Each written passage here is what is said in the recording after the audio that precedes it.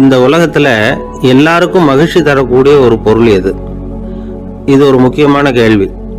இந்த கேள்விக்கு பொருத்தமான ஒரு பதிலை உங்களால சொல்ல முடியுமா? அதாவது கொஞ்சம் யோசிச்சு பார்த்தா பணம்னு சொல்லலாமா? இப்போ கையில் காசு இல்லாதவங்ககிட்ட ஒரு 10 ரூபாய் கொடுத்தா அது அவனுக்கு சந்தோஷத்தை கொடுக்கும். ஏற்கனவே வருமான வரி பிரச்சனையில் சிக்கி இருக்கிறவர்கிட்ட இன்னும் கொஞ்சம் பணம் இருந்தாங்கன்னு சொல்லி கொடுத்தோம்னா அது அவருக்கு சங்கடத்தை தான் கொடுக்கும். அதனால அந்த கேள்விக்கு பணம்ங்கிறது பொருத்தமான பதிலாக இருக்க முடியாது. கேள்வி என்னன்னா, இந்த உலகத்துல எல்லாருக்கும் மகிழ்ச்சி தரக்கூடிய ஒரு பொருள் எது? சரி, இனிப்புன்னு சொல்லலாமா? ஏன்னா எல்லாருக்கும் இனிக்க தானே செய்யும். அதுலயும் ஒரு சிக்கல் இருக்கு. சக்கரை வியாதிகாரங்களுக்கு அது என்ன சந்தோஷத்தையா கொடுக்கும்? ஆக எல்லாருக்கும் வேறுபாடு எதுவும் இல்லாம மகிழ்ச்சியை கொடுக்கக்கூடியது வேற ஏதோ ஒன்று இருக்கு. அது என்னன்னு கண்டுபிடிக்கணும். அதுதான் இன்னைக்கு தகவல். இப்போ அதை கண்டுபிடிக்கணும்னா இந்த கதையை கேட்கணும். அது என்ன கதைன்னா, ஒரு ஊர்ல ஒரு ராஜா இருந்தார். அவருக்கும் இதே சந்தேகம் வந்துட்டுது. அதாவது எல்லாருக்கும் இன்பம் தரக்கூடிய பொருள் எது அப்படின்னு. இதுக்கு பதில் தெரிஞ்சுக்கிறதுக்கு ஆசைப்பட்டார். சரி, அதுக்கு என்ன செய்யலாம்னு யோசனை பண்ணாரு. நாட்டு மக்களுக்கு பகிரங்கமா ஒரு அறிவிப்பு கொடுத்தார். நம்ம நாட்டு மக்கள் இன்பம் தரக்கூடிய பொருள் எதுன்னு நினைக்கிறாங்களோ அதை கொண்டுகிட்டு வந்து அரண்மனையில் உள்ள கண்காட்சி மண்டபத்தில் வைக்கலாம். அப்படி அவங்க வைக்கிற பொருள்கள்ல எது எல்லாருக்கும் இன்பம் தரக்கூடியதா இருக்குமோ அதை வச்சவருக்கு 1000 பொற்காசுகள் பரிசு அப்படின்னு அறிவிப்பு கொடுத்துட்டார். ஜனங்கள் இந்த அறிவிப்பை கேட்டாங்க. அதுக்கப்புறம் சும்மா இருப்பாங்களா? 1000 பொற்காசுன்னா சும்மாவா? அவங்க கையில் என்னென்ன கிடைச்சதோ அதையெல்லாம் கொண்டாந்து அரண்மனை காட்சி மண்டபத்தில் வச்சுட்டாங்க. அதுக்கப்புறமா ராஜா அங்கே வந்தார். ஒவ்வொன்றா பார்த்துக்கிட்டே வந்தார். முதல்ல ஒரு குயில் இருந்தது, இனிமையா பாடக்கூடிய குயில். இந்த குயிலோட இன்னிசை எல்லாருக்கும் இன்பம் தரக்கூடியது தான். இருந்தாலும் காது கேட்காதவங்களுக்கு இந்த இசை எப்படி இன்பம் தர முடியும்? அதனால இது சரியில்லைன்னு விட்டார். அடுத்தபடியா போனாரு. அங்க என்ன வச்சிருக்கிறாங்கன்னு பார்த்தா ஒரு அழகான மயில் அங்க தோகை விரிச்சு ஆடிக்கிட்டு இருக்குது. இந்த மயிலோட ஆட்டம் மனசுக்கு இன்பம் தரக்கூடியது தான். இருந்தாலும் பார்வை இல்லாதவங்க இந்த ஆட்டத்தை பார்த்து ரசிக்க முடியுமா? முடியாது. அதனால இதுவும் சரியில்லை அப்படின்னு சொல்லிவிட்டார். அதுக்கு அடுத்தபடியா போனார். பல வகையான இனிப்பு பண்டங்களை வச்சிருந்தாங்க. பார்த்தார், வயசானவங்களுக்கும் நோயாளிகளுக்கும் இது இன்பம் தராது, துன்பம் தான் கொடுக்கும் அப்படின்னார். இப்படி ஒவ்வொன்றா பார்த்துக்கிட்டே போறார். அழகான மலர்கள், கனிகள், ஓவியங்கள் எதுவுமே பொருத்தமா தெரியல. சகல பேருக்கும் இன்பம் தரக்கூடிய வகையில எதுவும் இல்லை. கடைசியா வந்தாரு. அங்க ஒரு களிமண் பொம்மை இருந்தது. அது என்ன பொம்மை தெரியுமா? பசியால வாடி இருக்கிற ஒருத்தருக்கு ஒரு அம்மா இனிமையா பேசிக்கிட்டு சோறு போடுறது மாதிரி அந்த பொம்மையை செஞ்சிருந்தாங்க. அதுக்கு கீழே அன்பு அப்படின்னு எழுதியிருந்ததுதான். ராஜா பளிச்சுன்னு ஒரு முடிவுக்கு வந்தார்.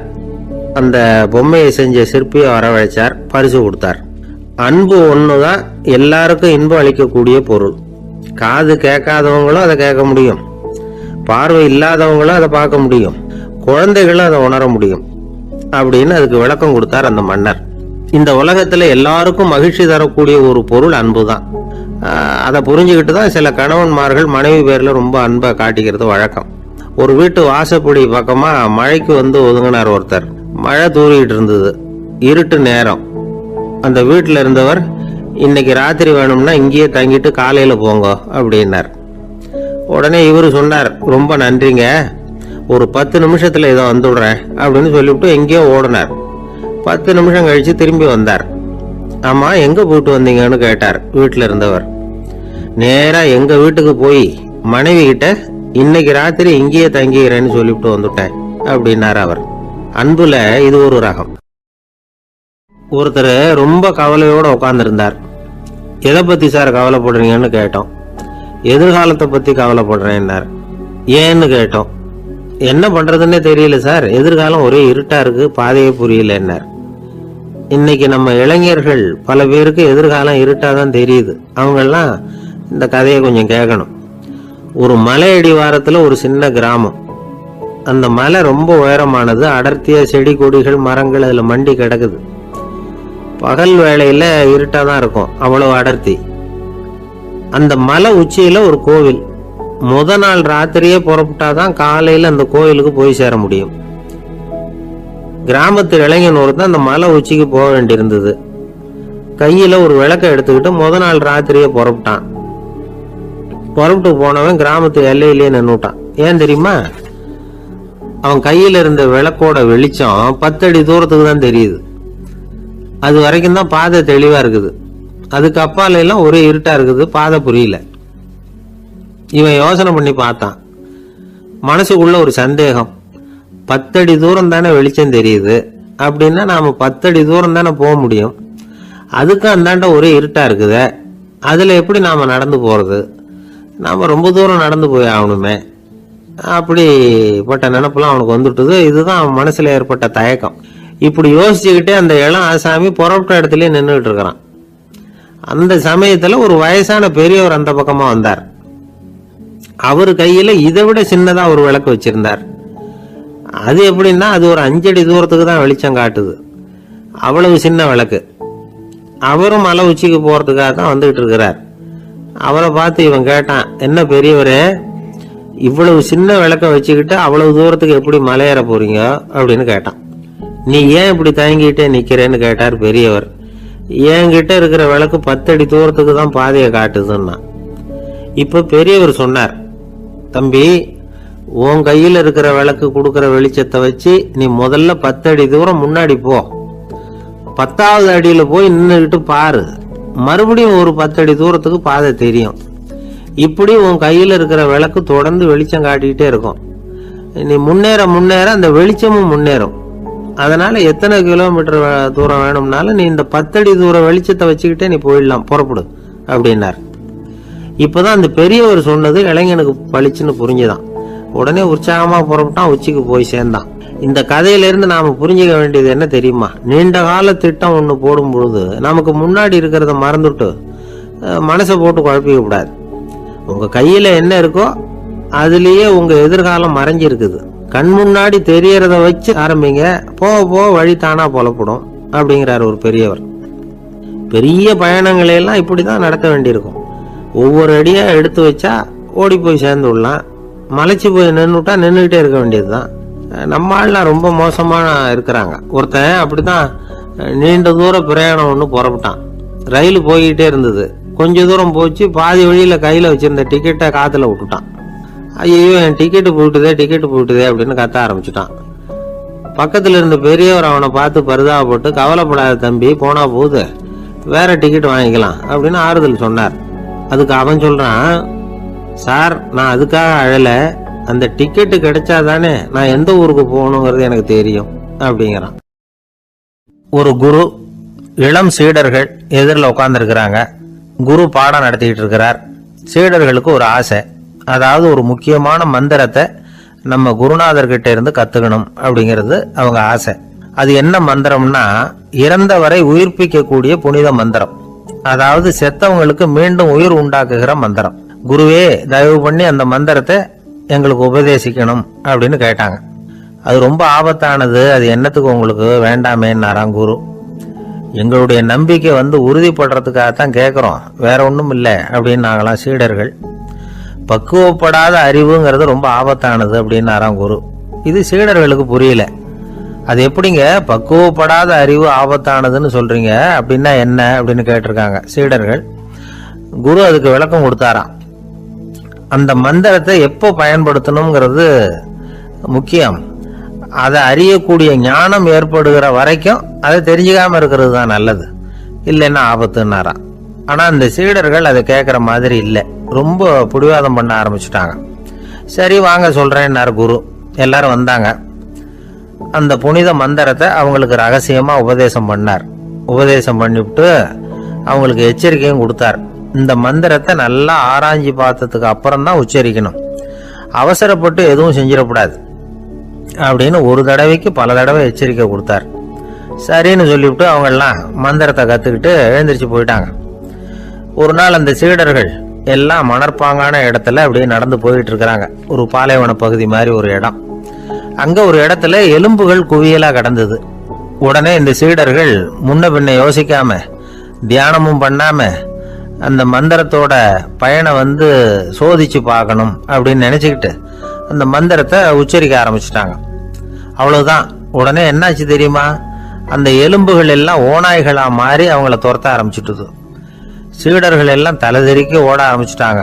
ஓநாய்களும் விடலை, அவங்கள துரத்தி பிடிச்சி கடிச்சு கொதற ஆரம்பிச்சுட்டுது. அப்போதான் அந்த சீடர்களுக்கு குரு சொன்ன அறிவுரையோட அர்த்தம் புரிஞ்சுது. பக்குவப்படாத அறிவு ஆபத்தானது அப்படிங்கிறது. அதனால இதுலேருந்து நாம் தெரிஞ்சுக்க வேண்டியது என்னன்னா, நாம் நம்ம அறிவை வளர்த்துக்கிட்டா மட்டும் போதாது, அந்த அறிவை எப்போ எப்படி பயன்படுத்தணும் அப்படிங்கிற பக்குவமும் நமக்கு வரணும். அப்போதான் வாழ்க்கை நல்லபடியாக அமையும். இல்லைன்னா இடைஞ்சல் தான். இந்த காலத்தில் சில சின்ன பிள்ளைங்களுக்கே அறிவு ரொம்ப பக்குவப்பட்டிருக்குங்கிறத உணர முடியுது. ஒரு சின்ன பையன் பள்ளிக்கூடத்தில் மார்க் லிஸ்ட் கொடுத்தாங்க, வாங்கிக்கிட்டு அவசரமாக வீட்டுக்கு ஓடினான். எதிரில் வந்த ஒருத்தர் கேட்டார், என்ன அவசரம், ஏன் இப்படி வேகமாக ஓடுறேன்னார். எங்கள் அம்மா கிட்ட அடி வாங்கணும், அதுக்காக தான் ஓடுறேன்னா. அடி வாங்கிறதுக்கா இவ்வளவு அவசரம்னார் அவர். அப்படி இல்லைங்க, நான் போகிறதுக்குள்ளே எங்கள் அப்பா வீட்டுக்கு வந்துட்டாருன்னா அவர்கிட்ட அடி வாங்க வேண்டியிருக்கும், அதை அவாய்ட் பண்ணுறதுக்காக இப்படி ஓடுறேன் அப்படின்னு நானும். அந்த பையன் ஒரு தெருவில் சில சிறுவர்கள் விளையாடிக்கிட்டு இருந்தாங்க. ஏதோ ஒரு உயரமான கல்லை நடுத்தெருவில் வச்சு அதை சுற்றி சுற்றி ஓடி வந்துக்கிட்டு இருக்கிறாங்க. அது என்ன விளையாட்டோ அவங்களுக்கு தான் தெரியும். கொஞ்ச நேரம் அப்படி விளையாடிக்கிட்டு இருந்தவங்க விளையாடி முடிச்சதும் அந்த கல்லை நடுத்தெருவில் அப்படியே விட்டுட்டு அவங்கவுங்க வீட்டுக்கு ஓடி போட்டாங்க. அதுக்கப்புறம் அந்த வழியாக 2 பெண்கள் பேசிக்கிட்டே வந்தாங்க. பேச்சு சுவாரஸ்யத்தில் நடுத்தெருவில் இருந்த அந்த கல்லை கவனிக்கல, காலில் இடிச்சுட்டுது, லேசாக ரத்தம் வந்துட்டுது, வலி தாங்கலை. காலில் இடிச்சுக்கிட்ட பொண்ணு திட்ட ஆரம்பிச்சுட்டுது. வர வர ஊர் உலகம் ரொம்ப கெட்டு போச்சு, யாருக்கும் பொறுப்பே கிடையாது பாரு, இப்படி நடுத்தெருவில் பொறுப்பு இல்லாமல் இப்படி கல்லை போட்டு வச்சிருக்கிறாங்களே, இது நியாயமா அப்படின்னு சொல்லி இந்த சமூகத்தை கடுமையாக விமர்சனம் பண்ணிக்கிட்டு அவங்க போயிட்டாங்க. கொஞ்ச நேரம் கழிச்சு ஒரு வாலிபன் அந்த வழியாக வந்தான். அந்த கல்லை பார்த்தான், நின்னான், ஒரு நிமிஷம் யோசனை பண்ணான், என்ன பண்ணலாம்னு பார்த்தான். தன்னுடைய வீரத்தையும் பலத்தையும் காட்டணும்னு நினைச்சான். பின்னாடி போனான். அப்புறம் வேகமாக ஓடி வந்து ஒரு சின்ன ஹை ஜம்ப் அப்படியே துள்ளி குதிச்சான். துள்ளி குதிச்சு தாண்டி அந்த பக்கமாக போய் விழுந்தான். அப்படியே விசில் அடிச்சுக்கிட்டு அவன் பாட்டுக்கு நடந்து போகிறான். அடுத்தபடியாக ஒரு காதல் ஜோடி அந்த வழியாக வந்தது. நடுத்தெருவில் கண்ணில் பட்டது. அவங்க 2 பேரும் ரொம்ப நெருக்கமாக சேர்ந்து வந்துக்கிட்டு இருக்கிறாங்க. நடுவில் கல் இருக்கிறதுனால கொஞ்ச நேரம் 2 பேரும் விலகி மறுபடியும் இந்த பக்கம் வந்து சேர்ந்து போகணும். கொஞ்ச நேரம் நாம் பிரிய வேண்டி இருக்குதே அப்படின்னு வருத்தத்தோட முணுமுணுத்துக்கிட்டே இந்த பக்கம் வந்தாங்க. அதுக்கப்புறம் வழக்கம் போல சேர்ந்து அவங்க பாட்டுக்கு எதிர்காலத்தை பற்றி கற்பனை பண்ணிக்கிட்டே போயிட்டாங்க. கடைசியாக அந்த வழியாக பார்வை இல்லாத ஒருத்தர் வந்துக்கிட்டு இருக்கார். அவர் கையில் வழக்கமாக வச்சிருக்கிற அந்த ஊன்றுகோல், கையில் இருக்கிற அந்த ஊன்றுகோலால் தனக்கு முன்னாடி அப்படியே அப்படியே தட்டிக்கிட்டு பார்த்துக்கிட்டே அவர் மெதுவாக நடந்து வந்துக்கிட்டு இருக்கிறார். வழியில் இருக்கிற அந்த கல் தட்டுப்பட்டுது. உடனே நடுத்தெருவில் ஒரு கல் இருக்குங்கிறத அவர் புரிஞ்சுக்கிட்டார். உடனே குனிஞ்சார், அந்த கல்லை தடவி பார்த்து எடுத்தார், தெரு ஓரமாக கொண்டுட்டு போய் போட்டார். அதுக்கப்புறம் அவர் பாட்டுக்கு அவர் வழியில் நடந்து போனார். இப்போ இதில் பல பேர் வந்தாங்க போனாங்க. இவங்களில் பார்வை உள்ளவங்க யார், பார்வை இல்லாதவங்க யார்? இப்படி ஒரு கேள்வி கேட்டால் என்ன பதில் சொல்ல முடியும்? கொஞ்சம் யோசிச்சு பார்த்தா இன்னைக்கு பல பேர் இப்படி தான் இருந்துகிட்டு இருக்கிறோம். ஒரு ஆள் பார்க்கறதுக்கு பெரிய மனுஷன் மாதிரி இருக்கார். ஒரு தெரு வழியாக நடந்து வந்துகிட்டு இருந்தார். இருட்டு நேரம். வழியில் ஒரு பெரிய கல் கிடந்தது, கருங்கல். பார்த்தார், கொஞ்ச நேரம் யோசிச்சார். போய் தூக்கி பார்த்தா ரொம்ப கனமாக இருந்தது. இன்னொரு ஆள் சேர்ந்தாதான் தூக்க முடியும். இவர் உடனே ரோட்டோரமாக போய் ஒரு மரத்தடியில் உட்காந்துக்கிட்டார். 2 பக்கமும் பார்த்துக்கிட்டே இருக்கார், யாராவது வர்றாங்களான்னு. கொஞ்ச நேரத்தில் ஒருத்தர் வந்தார், இவருக்கு தெரிஞ்சவர். என்னங்க இந்த நேரத்தில் இங்கே உட்காந்துருக்குறீங்கன்னு கேட்டார் அவர். அதுவும் அந்த கருங்கல் அப்படின்னு சுட்டி காட்டினார். ஓ, அதை தூக்கி ஓரமாக போடணுமா, வாங்க 2 பேரும் தூக்கலான்னார் வந்தவர். நான் அதுக்காக உட்காந்துருக்கலன்னார் இவர். பின்ன வேற எதுக்காகன்னார் அவர். ஒரு மனுஷன் கருங்கல்லில் காலை இடிச்சுக்கிட்டான்னா எப்படி துள்ளுவான்னு பார்க்கணுங்கிறது எனக்கு ரொம்ப நாளாக ஒரு ஆசை, அதுக்காக தான் உட்காந்துருக்கிறேன் அப்படின்னாராம். ஒரு நாள் ஒரு தகப்பனார் தன்னுடைய பிள்ளைய அழைச்சிட்டு வந்தார்.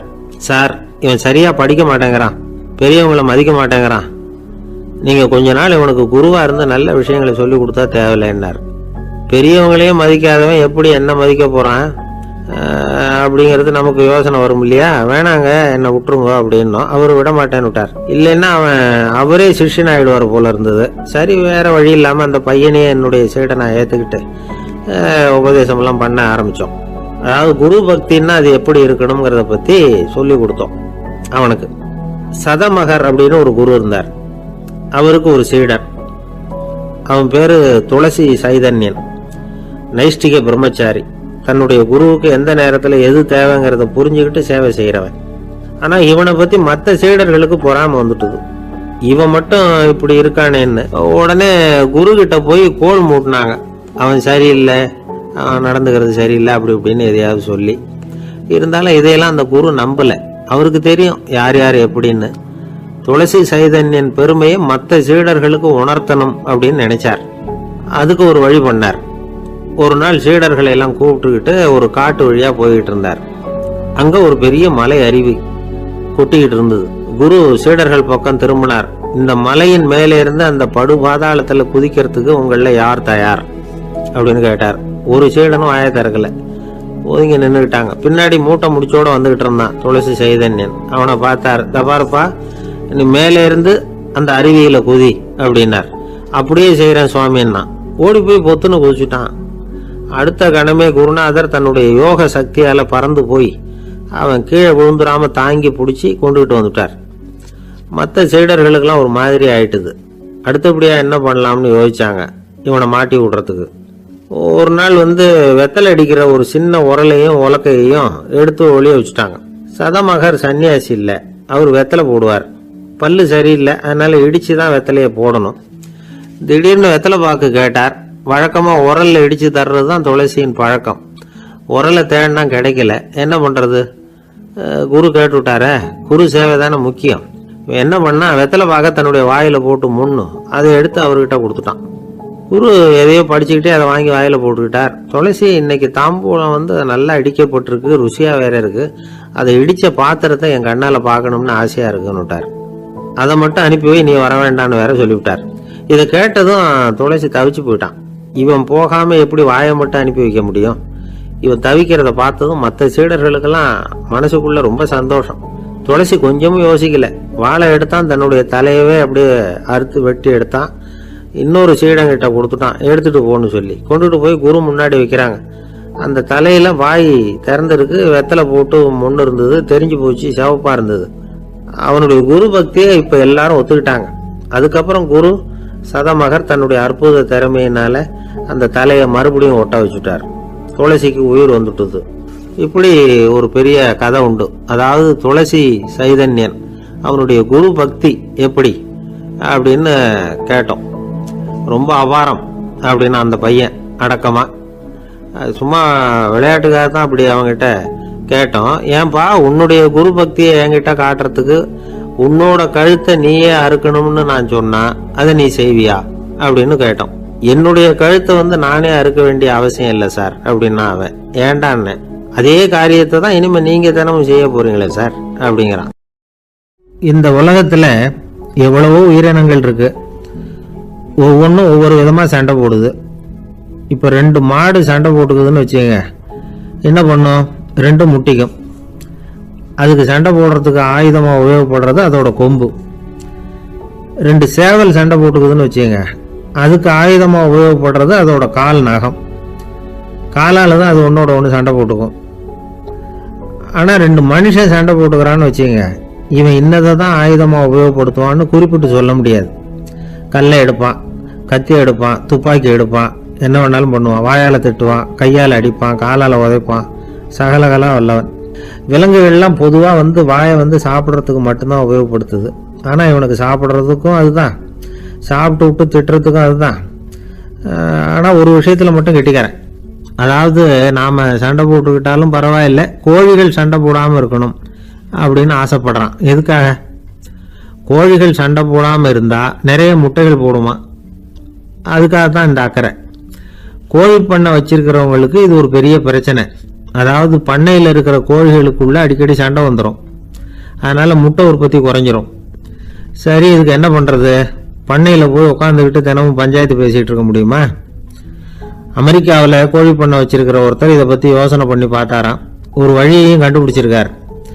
கோழிக்கெல்லாம் மூக்கு கண்ணாடி மாட்டி விட்டுட்டோம்னா அது சண்டை போடுற குணம் குறைஞ்சிரும், முட்டை அதிகமாயிடும். அந்த கண்ணாடியில் உள்ள லென்ஸ் சிவப்பு நிறத்தில் இருக்கணும், அவ்வளவுதான் அப்படின்னு அவர் கண்டுபிடிச்சாராம். இது ஏற்கனவே நடைமுறையில் கண்டுபிடிக்கப்பட்ட ஒரு விஷயம். ஆனா எல்லா கோழிக்கும் சிவப்பு மூக்கு கண்ணாடி எப்படி மாட்டி விடுறது? அப்படியே மாட்டி விட்டாலும் அது நழுவாம இருக்கணுமே. இப்ப நாமெல்லாம் நடு விரலால மூக்கு கண்ணாடி நடுவில் தொட்டு அப்படி ஸ்டைலா சரி பண்ணிக்கிறோம், அது மாதிரி கோழி எப்படி சரி பண்ணிக்கும்? இதுதான் பிரச்சனை. இதுக்கு அவர் என்ன வழி கண்டுபிடிச்சாருன்னா, கோழிக்கெல்லாம் மூக்கு கண்ணாடிக்கு பதிலாக விழியொட்டு வில்லைகள், கான்டாக்ட் லென்ஸ், அதை பொருத்தி விட்டா என்ன அப்படின்னு யோசனை பண்ணார். அதே மாதிரி பண்ணார். அதே மாதிரி செஞ்சு பார்த்தார், வெற்றி. அதுக்கப்புறம் கோழியெல்லாம் சண்டை போட்டுக்கலையாம், சமாதான பிரியர்கள் ஆகிட்டு தான். கோழிகளுக்கு இயல்பாகவே சண்டை போடுற குணம் உண்டு. ஆனால் அதோட கண்ணுக்கு பார்க்குற பொருள்லாம் ரோஜா நிறத்துலையோ அல்லது இன்னும் சொல்ல போனால் அழுத்தமான சிவப்பு நிறத்துலையோ தெரிஞ்சதுன்னா சண்டை போடுற குணம் குறைஞ்சிருதான். அந்த சமயத்தில் அது அதிகமாகவும் முட்டையிட ஆரம்பிச்சுடுதான். அதே நேரத்தில் இறை எடுக்கிறத கூட குறைச்சிக்குதான். இது ஏன் இப்படி பண்ணுதுங்கிறது விஞ்ஞானிகளுக்கு இன்னமும் புரியலையா. எப்படியோ அமெரிக்க கோழிகள்லாம் கான்டாக்ட் லென்ஸ் பொருத்திக்க ஆரம்பிச்சாச்சு. கோழி கழுத்தை பிடிச்சிக்கிட்டு ஒரு சில வினாடிகளில் அதை பொருத்தி போடுறாங்களாம். கோழியோட ஆயுள் பூரா அது அப்படியே இருக்குமா. பண்ணையில் முட்டை உற்பத்தி குறைஞ்சா இது மாதிரி விஞ்ஞானபூர்வமாக பரிகாரம் தேடுறது தான் நல்லது. நமக்கு வேண்டியப்பட்ட ஒருத்தர், அவர் ஒரு கோழி பண்ணை வச்சுருந்தார். அந்த பண்ணையில் பாதி கோழி திடீர்னு செத்து போச்சு. உடனே ஒரு கால்நடை மருத்துவர்கிட்ட போக வேண்டியது தானே. அங்கே போகல, உள்ளூரில் மந்திரம் பண்ணிகிட்டு இருந்த ஒரு சாமியார்கிட்ட போனார். அவர் காலில் விழுந்தார். சாமி, என் பண்ணையில் பாதி கோழி செத்து போட்டுதுன்னார். சாமியார் யோசனை பண்ணார். சரி, பண்ணையில் வாசப்படி கிழக்கு பக்கமாக வச்சுருக்கியா மேற்கு பக்கமாக வச்சுருக்கியான்னு கேட்டார். கிழக்கு பக்கமாக இருக்குன்னார் அவர். அதுதான் தப்பு, மேற்கு பக்கமாக அதை மாற்று சரியாக போடும்னாராம்.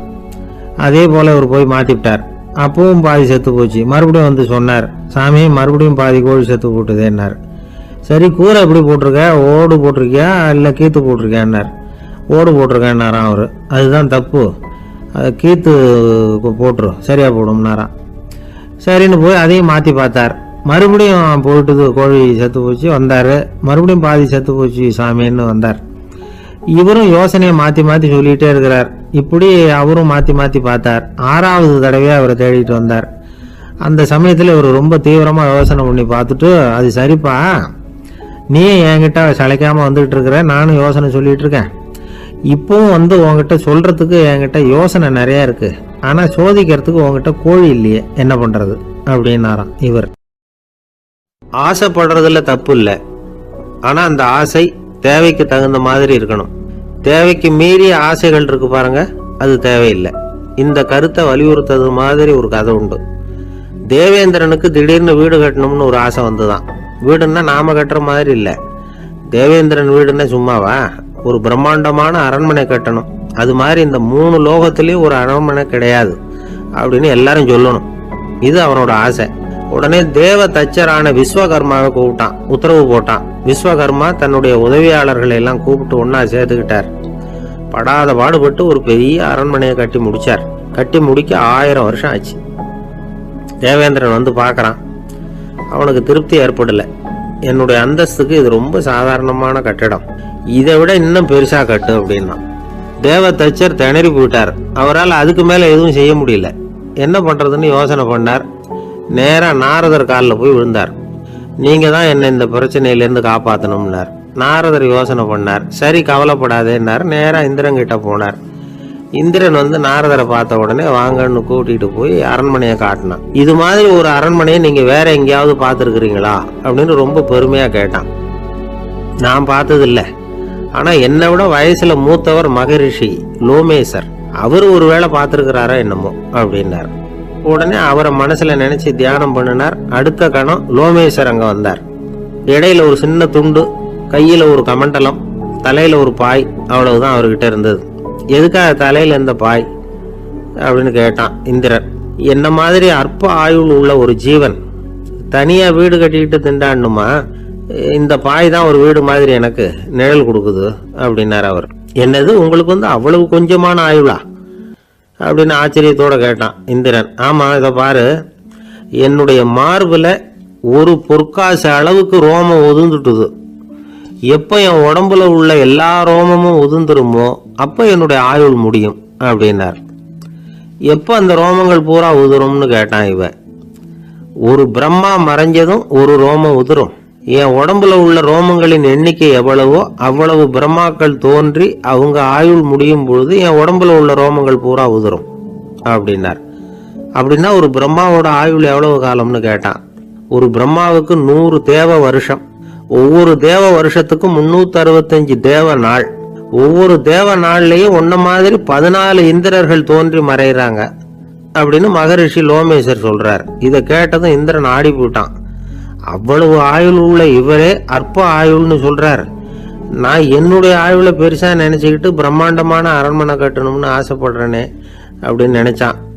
எனக்கு வீடு கட்டின வரைக்கும் போதும்னு விட்டான். அதனால நாமெல்லாம் நம்முடைய தேவைக்கு தகுந்த மாதிரி ஆசைப்படுறது தான் நியாயம். ஆனால் அப்படியே நடந்துக்கிறோம். மனுஷன் கடவுளையே ஏமாத்தி காசு வாங்கறதுக்குள்ள ஆசைப்படுறான். ஒருத்தன் கடவுளை நினைச்சு தவம் இருந்தான். கடவுள் நேரில் வந்தார். தேவலோகத்தில் ரூபாய்க்கெல்லாம் என்ன மதிப்புன்னு கேட்டான். அங்கெல்லாம் ரூபாய்ங்கிறது உங்க பணத்துல 1 கோடி ரூபாய்க்கு சமம். அதாவது தேவலோகத்தில் 1 ரூபான்னா இங்கே 1 கோடி ரூபா. அது மாதிரி எங்களுக்கு ஒரு நாளுங்கிறது உங்க கணக்குல 1 கோடி வருஷத்துக்கு சமம் அப்படின்னாரு கடவுள். அப்படின்னா எனக்கு நீங்க அதிகமா எதுவும் தர வேணாம், உங்க கணக்குப்படி ஒரே 1 ரூபா கொடுங்க, அது போதும்னா இவன் ரொம்ப சாமர்த்தியமா. கடவுள் யோசனை பண்ணார். அது ஒன்றும் கஷ்டம் இல்லை, 1 ரூபா தானே கேட்குற, கொடுத்துட்றேன். ஆனா இப்போ வரும்பொழுது நான் எடுத்துக்கிட்டு வரல, எங்க கணக்குப்படியே 1 நாள் பொறுத்துக்க பணத்தோட வந்துடுறேன் அப்படின்னு சொல்லிவிட்டு பறந்து போயிட்டார். பறந்து போயிட்டு இருந்தார். அவர் தோளில் ஒரு பெரிய துணி மூட்டை, அதை சுமந்துக்கிட்டு கடத்தெருவை நோக்கி அவர் போய்கிட்டு இருக்கிறார். வழியில் அவரை சந்திச்சார் உமர். அவர் கேட்டார், கலீஃபா அவர்களே எங்க புறப்பட்டுட்டீங்க அப்படின்னு கேட்டார். கலீஃபான்னா ஆட்சி தலைவர்னு அர்த்தம். இதுக்கு அவர் சொன்னார், நான் துணி வணிகம் செய்யறவன், அதனால துணி வியாபாரம் செய்யறதுக்காக போயிட்டு இருக்கிறேன்னார். நீங்க இப்போ இந்த நாட்டுக்கு ஆட்சி தலைவர், ஆட்சி பொறுப்புல இருக்கிறீங்க, நீங்க வியாபாரம் செய்ய போட்டா அரசு பணிகளை செய்யறது யாரு அப்படின்னு கேட்டார் அவர்.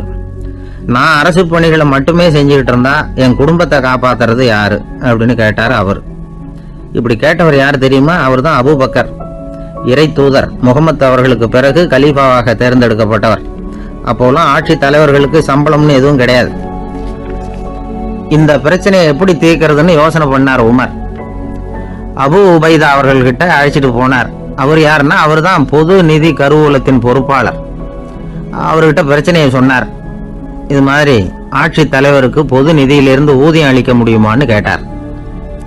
பொது நிதி விதிகளின்படி அதுக்கு சாத்தியம் இல்லைன்னு சொல்லிவிட்டாரு அவரு. சரி, வேற ஏதாவது வழி இருக்குதான்னு கேட்டார் உமர். அபு உபைதா கொஞ்சம் யோசனை பண்ணி பார்த்தார். அப்புறமா சொன்னார், மக்காவிலிருந்து மதீனாவுக்கு குடிபெயர்ந்து வந்த அகதிகளுக்கு நிதி உதவி அளிக்கிறதுக்கு விதிகள்ல இடம் இருக்கு. அப்படி பார்த்தா அபூபக்கரும் அகதி தானே, அதனால எல்லா அகதிகளுக்கும் கொடுக்கறது மாதிரியே அவருக்கும் ஒரு தொகை அளிக்கலாம்னார். கலீஃபா அபூபக்கருக்கு இந்த அகதி உதவி தொகையைத்தான் கொடுத்துட்டு வந்தாங்களாம். குடும்ப செலவுக்கு அது போதுமானதா இல்லை. இருந்தாலும் கலீஃபாங்கிறதுக்காக மற்ற அகதிகளை விட அதிகமா தொகையை பெற அவர் விரும்பல. மார்பு பக்கம் கிழிஞ்சிருந்த ஒரு மேலாடையை தான் அவர் அணிஞ்சிருந்தார். அவருடைய துணைவியார் அஸ்மா, அவங்க ஒரு நாள் தேன் அருந்த ஆசையா இருக்குன்னாங்களாம். நமக்கு கிடைக்கிற ஊதியம் குடும்ப செலவுக்கே போதுமானதா இல்லையே, இந்த நிலையில தேன் வாங்கறதுக்கு காசுக்கு நான் எங்க போவேன் இருக்காரு அவரு. கொஞ்ச நாள் கழிச்சு அவங்க ஒரு தொகையை அவர்கிட்ட கொடுத்து தேன் வாங்கிட்டு வர சொன்னாங்களாம். இவருக்கு ஆச்சரியம், ஏது இந்த பணம்னு கேட்டிருக்காரு. நீங்க தினமும் குடும்ப செலவுக்காக கொடுத்துக்கிட்டு வந்த பணத்துல கொஞ்சம் கொஞ்சமா மிச்சப்படுத்தி வச்சேன்னாங்களாம். அபூபக்கர் அந்த பணத்தை எடுத்துக்கிட்டு நேரா பொது நிதி கருவூல பொறுப்பாளர்கிட்ட போனார். இந்த பணத்தை பொது நிதியில சேர்த்துருங்க, இது அதிகப்படியா எனக்கு தரப்பட்டு வந்த ஊதியம், அடுத்த மாசத்துல இருந்து இந்த தொகையை குறைச்சிங்கன்னு வேற சொல்லிவிட்டாராம்.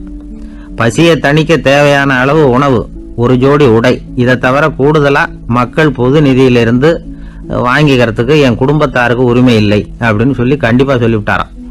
அவர் வாங்கிட்டு வந்த இந்த குறைந்த ஊதியம் கூட அவர் மனசை உறுத்திக்கிட்டே இருந்தது. கடைசி நேரம் அவர் தம்முடைய மகள் ஆயிஷா அவர்களை அழைச்சார். மகளே, இதுவரைக்கும் பொது நிதியிலிருந்து நான் வாங்கிட்டு வந்த தொகை என்னுடைய இதயத்துல பாரமா அழுத்திக்கிட்டு இருக்கு. என் தோட்டத்தை வித்து அதுல வர்ற பணத்திலிருந்து நான் இதுவரைக்கும் வாங்கிட்டு வந்த ஊதிய தொகையை கணக்கு போட்டு பொது நிதியில சேர்த்து விடு அப்படின்னாராம். பதவி ஏற்கிறதுக்கு முன்னாடி தன்கிட்ட இருந்ததை விட இப்ப கூடுதலா என்ன சொத்து இருக்குன்னு பார்த்திருக்கார். ஒரு ஒட்டகம், ஒரு கோப்பை, ஒரு பணியாள். இதையும் அடுத்தபடியா கலீஃபாவா வர்றவர்கிட்ட ஒப்படைச்சிருங்க அப்படின்னு விட்டாராம். அதே மாதிரி அடுத்து வந்த உமர் கிட்ட ஒப்படைச்சாங்க. அப்போ உமர் சொன்னாராம், அபூபக்கரே, இந்த முன்மாதிரியால உங்களுக்கு பிறகு இந்த ஆட்சி பொறுப்பை ஏற்கிறவர்களை பெரும் நெருக்கடிக்கு ஆளாகி விட்டீங்க அப்படின்னு சொல்லி ரொம்ப கண் கலங்கினாராம். கடைசியா அபூபக்கர் தன்னுடைய குடும்பத்தாருக்கு விட்டு சென்ற சொத்து ஒரு படுக்கை விரிப்பு, ஒரு போர்வை, அவ்வளவுதான். இது சிந்திக்க வேண்டிய ஒரு செய்தி. ஒரு ஊர்ல ஒரு மன்னர் இருந்தாராம். அமைச்சர் அவர்கிட்ட சொன்னாராம், மன்னா, நம்ம ராஜ்யத்துல இனிமே லஞ்ச ஊழலே இருக்காதுன்னாராம். ஆஹா, அப்படின்னா ஊழல் பேர் வழிகளை எல்லாம் நாடு கடத்தியாச்சா அப்படின்னு கேட்டிருக்காரு மன்னர். இதுக்கு அவரு, அப்படி இல்லைங்க, இனிமே கொடுக்கறதுக்கு ஜனங்கள் கிட்ட பணமே இல்லை அப்படின்னாராம். இயேசுநாதர்கிட்ட ஒருத்தர் வந்து கேட்டாராம், இயேசுவே என்னை எவ்வளவு நேசிக்கிறீர்கள் அப்படின்னு. அவர் தன்னுடைய இரு கைகளையும் அகல விரித்து இவ்வளவு என்று சொல்லி சிலுவையில் உயிர் நீத்தார் அப்படின்னு சொல்லுவாங்க. அதாவது அந்த நேசிப்புக்கு எல்லை கிடையாது, அதே போல மன்னிப்புக்கும் எல்லை கிடையாது. இது இயேசுநாதர் சொல்லி கொடுத்த ஒரு பாடம். இயேசுனுடைய சீடர்கள்ல ஒருத்தன் பீட்டர், அவன் ஒரு நாள் இயேசுநாதர்கிட்ட கேட்டிருக்கான், இயேசுவே நான் வந்து என்னுடைய தம்பி கிட்ட அடிக்கடி சண்டை போட்டுக்கிட்டு இருக்கிறேன், என்னுடைய சகோதரன் கூட, அவனை நான் எத்தனை தடவை மன்னிக்கிறது? ஏற்கனவே 7 தடவை அவனை மன்னிச்சுட்டேன் அப்படின்னு சொல்லியிருக்கிறான். அப்போ இயேசு சொன்னாராம், மன்னிக்கிறதுக்கு எத்தனை தடவைங்கிற கணக்கெல்லாம் கிடையாது.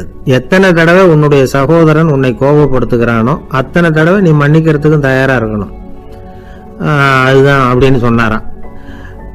அப்போ இவனுக்கு ஒன்றும் புரியல, இது என்ன அவன் தப்பு பண்ணிக்கிட்டே இருப்பான், நாம மன்னிச்சுக்கிட்டே இருக்கிறதா அப்படிங்கிறது மாதிரி குழப்பமா இருந்திருக்கிறான். அப்போ இயேசுநாதர் தன்னுடைய சீடன் பீட்டர்கிட்ட ஒரு கதை சொன்னாராம். அந்த கதை இன்றைக்கு நாம வந்து எல்லாரும் சிந்தித்து பார்க்க வேண்டிய ஒரு கதை. அதாவது மன்னிப்பை விரும்புகிறவர்கள் மன்னிக்கவும் தயாராக இருக்க வேண்டும் அப்படிங்கிறது தான் அந்த கதையினுடைய தத்துவம். அந்த இயேசுநாதர் சொன்ன கதை என்னன்னா, ஒரு மன்னர் இருந்தார். அவர் ஒரு நாள் அரண்மனையில் உட்காந்து கணக்கு வழக்குகள்லாம் பார்த்துக்கிட்டு இருந்தார். நம்ம அரண்மனையிலிருந்து யார் யார் அரசாங்க கடன் வாங்கியிருக்கிறாங்க, யார் யார் திருப்பி செலுத்தி இருக்கிறாங்க அப்படிங்கிற விவரத்தையெல்லாம் பார்த்துக்கிட்டு இருந்தார். அப்போதான் புரிஞ்சுது, அந்த அரண்மனையில் வேலை செய்கிற ஒருத்தனே அரசாங்க கடன் ஒரு வாங்கியிருக்கிறான். எவ்வளவு? 10,000 பொற்காசுகள் வாங்கியிருக்கான் கடன். இந்த 10,000 பொற்காசுகளை திருப்பி செலுத்தலை அரசாங்கத்துக்கு. இது மன்னர் கவனத்துக்கு வந்தது. உடனே நம்ம அரண்மனையில் இருக்கிறவனே அரசு கடன் வாங்கி திருப்பி செலுத்தாம இருக்கான், அவனை கூப்பிட்டு வாங்கன்னு சொல்லி கூப்பிட்டுட்டு வந்தாங்களாம். விசாரிச்சிருக்கிறாங்க, என்னப்பா நீ எவ்வளவு ஒன்று? ஆமாங்க 10,000 பொற்காசுகள் வாங்கியிருக்கிறேன், இன்னும் திருப்பி கட்டலைன்னு இருக்கான். உடனே அவர் மன்னர் சொல்லியிருக்கிறார், நம்ம சட்டத்திட்டப்படி நீ உடனே பணத்தை திருப்பி கட்டிடு. அப்படி உன்னால கட்ட முடியலன்னா உன்னுடைய வீடு வாசல் சொத்து சுகம் எல்லாத்தையும் விற்று அந்த பணத்தை அரசு கருவூலத்தில் சேர்த்துக்கிறதுக்கு நானே ஏற்பாடு பண்ணிடுறேன் அப்படின்னு அந்த மன்னர் சொன்னாராம். இவன் அப்படியே அதிர்ச்சி ஆயிட்டான், அப்படியே பொத்துன்னு காலில் விழுந்தானா. மன்னா என்னை மன்னிச்சுங்க, என்னால் முடியல, எனக்கு மன்னிப்பு கொடுங்க அப்படின்னு இருக்கான். உடனே அவர் எழுந்திரிச்சு, சரி நீ மன்னிப்பு கேட்டுவிட்ட, அதனால உன்னை மன்னிக்கிறேன், நீ பணம் கட்ட வேண்டாம் அப்படின்னு சொல்லி அந்த மன்னர் அவனை விட்டுட்டாராம். பணத்தையும் தள்ளுபடி பண்ணிட்டார், நீ திருப்பி கட்ட வேண்டான்னு. இவனுக்கு ரொம்ப மகிழ்ச்சி, அதனால ரொம்ப உல்லாசமா வந்துகிட்டு இருக்கிறான். தெருவில் வந்துகிட்டு இருக்கிறப்ப இவங்கிட்ட கடன் வாங்கின ஒருத்தன் எதுக்கு வந்துகிட்டு இருக்கான். அவன் இவங்கிட்ட ஒரு 100 பொற்காசுகள் கடன் வாங்கியிருக்கான். அவன் வந்தான், இவன் போய் அவன் சட்டையை பிடிச்சிக்கிட்டான், நீ எப்படா என் கடனை திருப்பி கொடுக்க போறேன்னு. அவன் இப்போ முடியல, கொஞ்சம் பொறுத்துக்கா, அப்புறம் தரேன் இருக்கான். அதெல்லாம் முடியாது, நீ கொடுத்துதான் ஆகணும் அப்படின்னு இவன் புடிவமா சொல்றான்.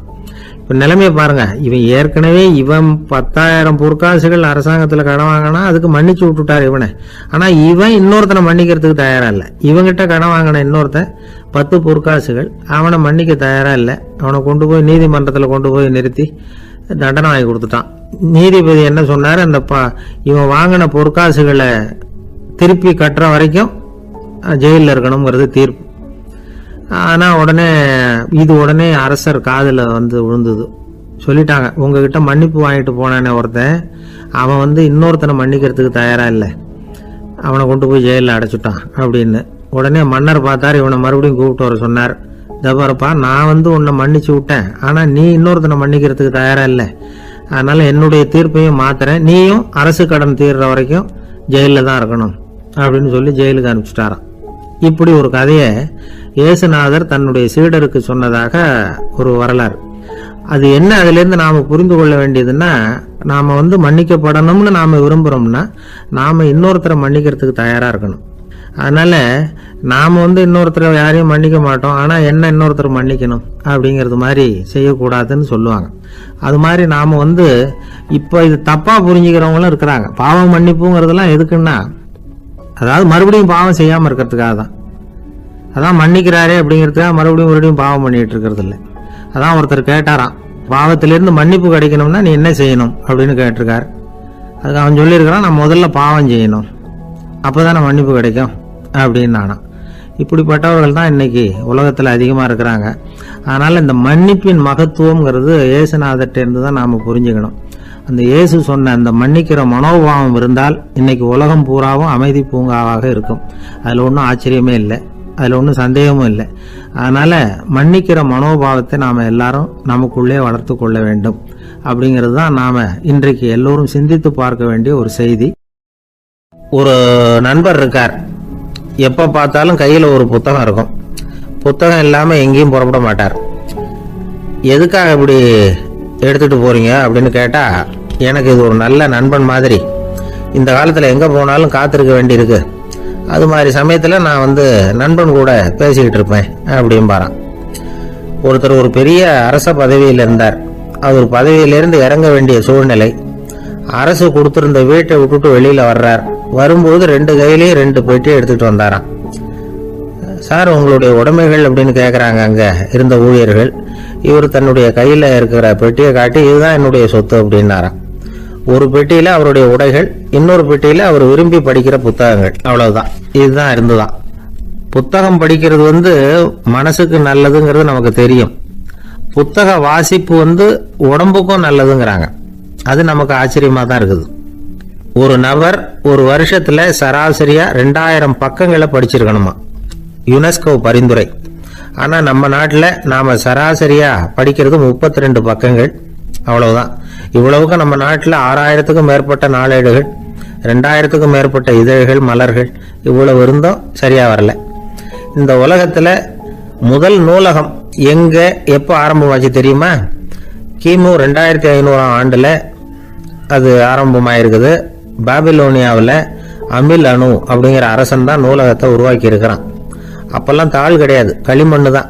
களிமண் பலகைகளில் எழுதி அதை தொகுத்து அப்படியே நூலாக்கி அதை நூலகத்தில் வச்சிருப்பாங்களாம்.